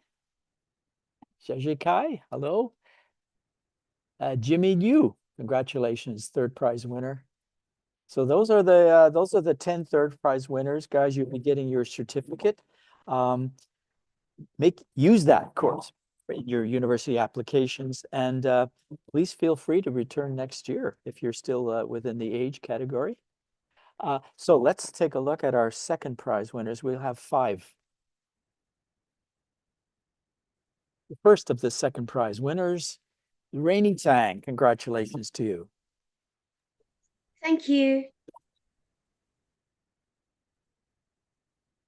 Ivan Yu. Congratulations, Ivan. Thank you. Xin Yao. Thank you. Congratulations. Thank you so much. You're welcome. We have 2 more in this category. Xin Zhao. Yeah, I got it. Okay, thank you. And our final in the second prize winner is Luok Yu. Thank you. Okay. Now our first prize winner is unfortunately unavailable, had to go to class. Oh, sorry, I'm sorry, Fatima, I'm so sorry, I've lost count here.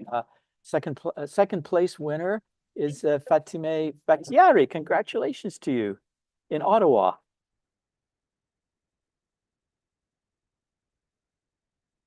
And our first place winner is Elamin.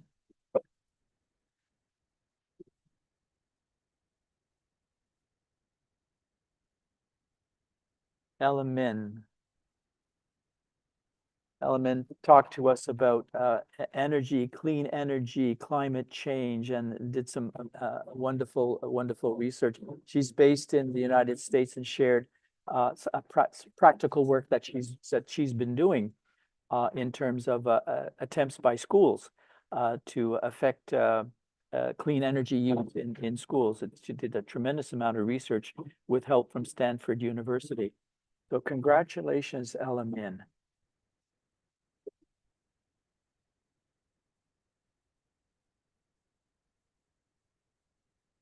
So we have we're coming to the conclusion. As I stated earlier, we haven't decided what the theme of next year's GYC competition will be. So we'll be putting that on our official website. But I do want to thank again and go through the list of supporting institutions. Can we call up the universities? We've had professors from these universities participating, some professors participating with us today, but can we just acknowledge one more time the universities, starting with the University of Waterloo? Yeah, the wonderful university does a tremendous amount of work in engineering, artificial intelligence, of course. Many students from the schools where I've been teaching here, the Arundel Academy and Toronto Central Academy, go to Waterloo. Brock University as well, beautiful location, as you can see from this picture. Many students are following our broadcast here on YouTube or Bilibili. If you haven't chosen a university in Ontario, you might consider Waterloo or Brock. Beijing Normal University. That was Professor Zhao who participates with us as a judge. McMaster University is also a supporting institution for the Global Youth Challenge. Toronto Metropolitan University. is a sponsor, and Professor Preeti Raman joined us from Toronto Metropolitan University. Preeti, are you still with us? Yeah, there you are. Thank you. Thanks for your participation. If you have any comments that you want to make about the general presentations, I'd be welcome to hear that. University of Toronto, famous, well-known, sometimes confused with Toronto Metropolitan, very different universities, both excellent. Toronto University is supporting, and York University is Dr. Katrine Cole from York University as one of our judges. And we have some supporting letters from the UNESCO chair at York University. Well, there's a letter of support from UNESCO, maintains a chair at York University. And the State University of New York, known as Birmingham University, also is a supporting institution. And of course, the Arundel Academy, where we are located right now, there we are. And Toronto Central Academy on Shepherd Avenue in Toronto. These are sister high schools.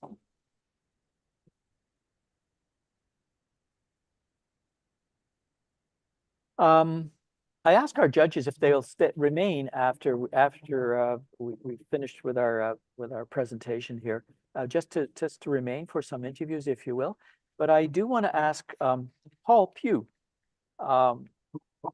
Paul is director of those two high schools, the Toronto Central Academy and the Arundel Academy. He's the director, but he's also the president of the Global Youth Challenge. Hey, Paul, you've been in the room with us. Hello. Yeah. Okay, good afternoon, everyone.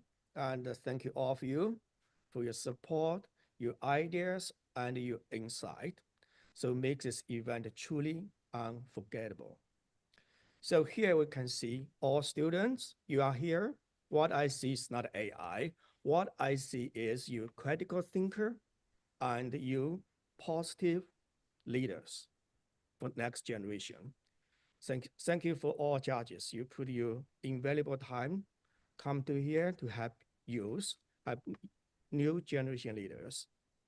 As we know, we are not short of technology. We short of leaders. We short of thinkers.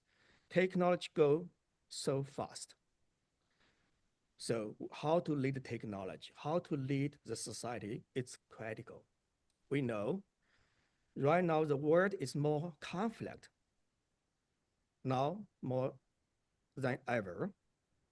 So how to manage AI, how to manage our society, how to create positive thinkers, how to make next generation positive leaders, it's urgent. So this is what educator want to do. This is a vision of GYC. Let's work together, build a more strong platform for GYC. See you all possibly in next year, GYC 2026. Okay, thank you all of you. We don't have a topic. Thank you very much, Paul. We don't have the topic yet, but keep checking the website. The topic will be posted there. And so thank you. Whether you're in Ontario, New Zealand, probably gone to bed, China, thank you for staying up late, Vietnam, British Columbia, those of you who've been able to follow us today. We really appreciate your interest. We also would appreciate if you want to enter next year's competition, please do that. And tremendous, I'm very impressed. I'm very, very impressed with what I've heard today. I've learned a great deal. And but I'm also very hopeful for the future with the kinds of ideas that we've heard, with the knowledge that you understand what AI can do for you, can do for all of us, and what we can't allow AI to do, which is to take over our critical thinking. We need to always be in control of the technologies that we develop. 35 years from now, as I said, I was introduced to AI 35 years ago. I have no concept of what could happen over the next 35 years. I won't be around to see where we eventually end up, but in your hands, I think we'll always be in a good place. So thank you so much, everyone. Judges, would you stay online, please, just for some more minutes if you have the time?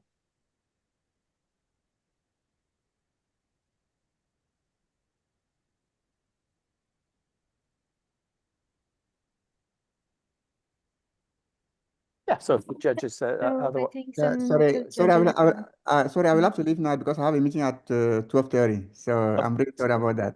That's fine. Thank you But it so, was, so yeah, much. yeah, it was a great event, and I really thank all the finalists, and I wish them all the best for the future, and hopefully we'll have another event next year. We Thank will. you. Yes. All of you has anything to say about it, there'll be another competition. Thank you.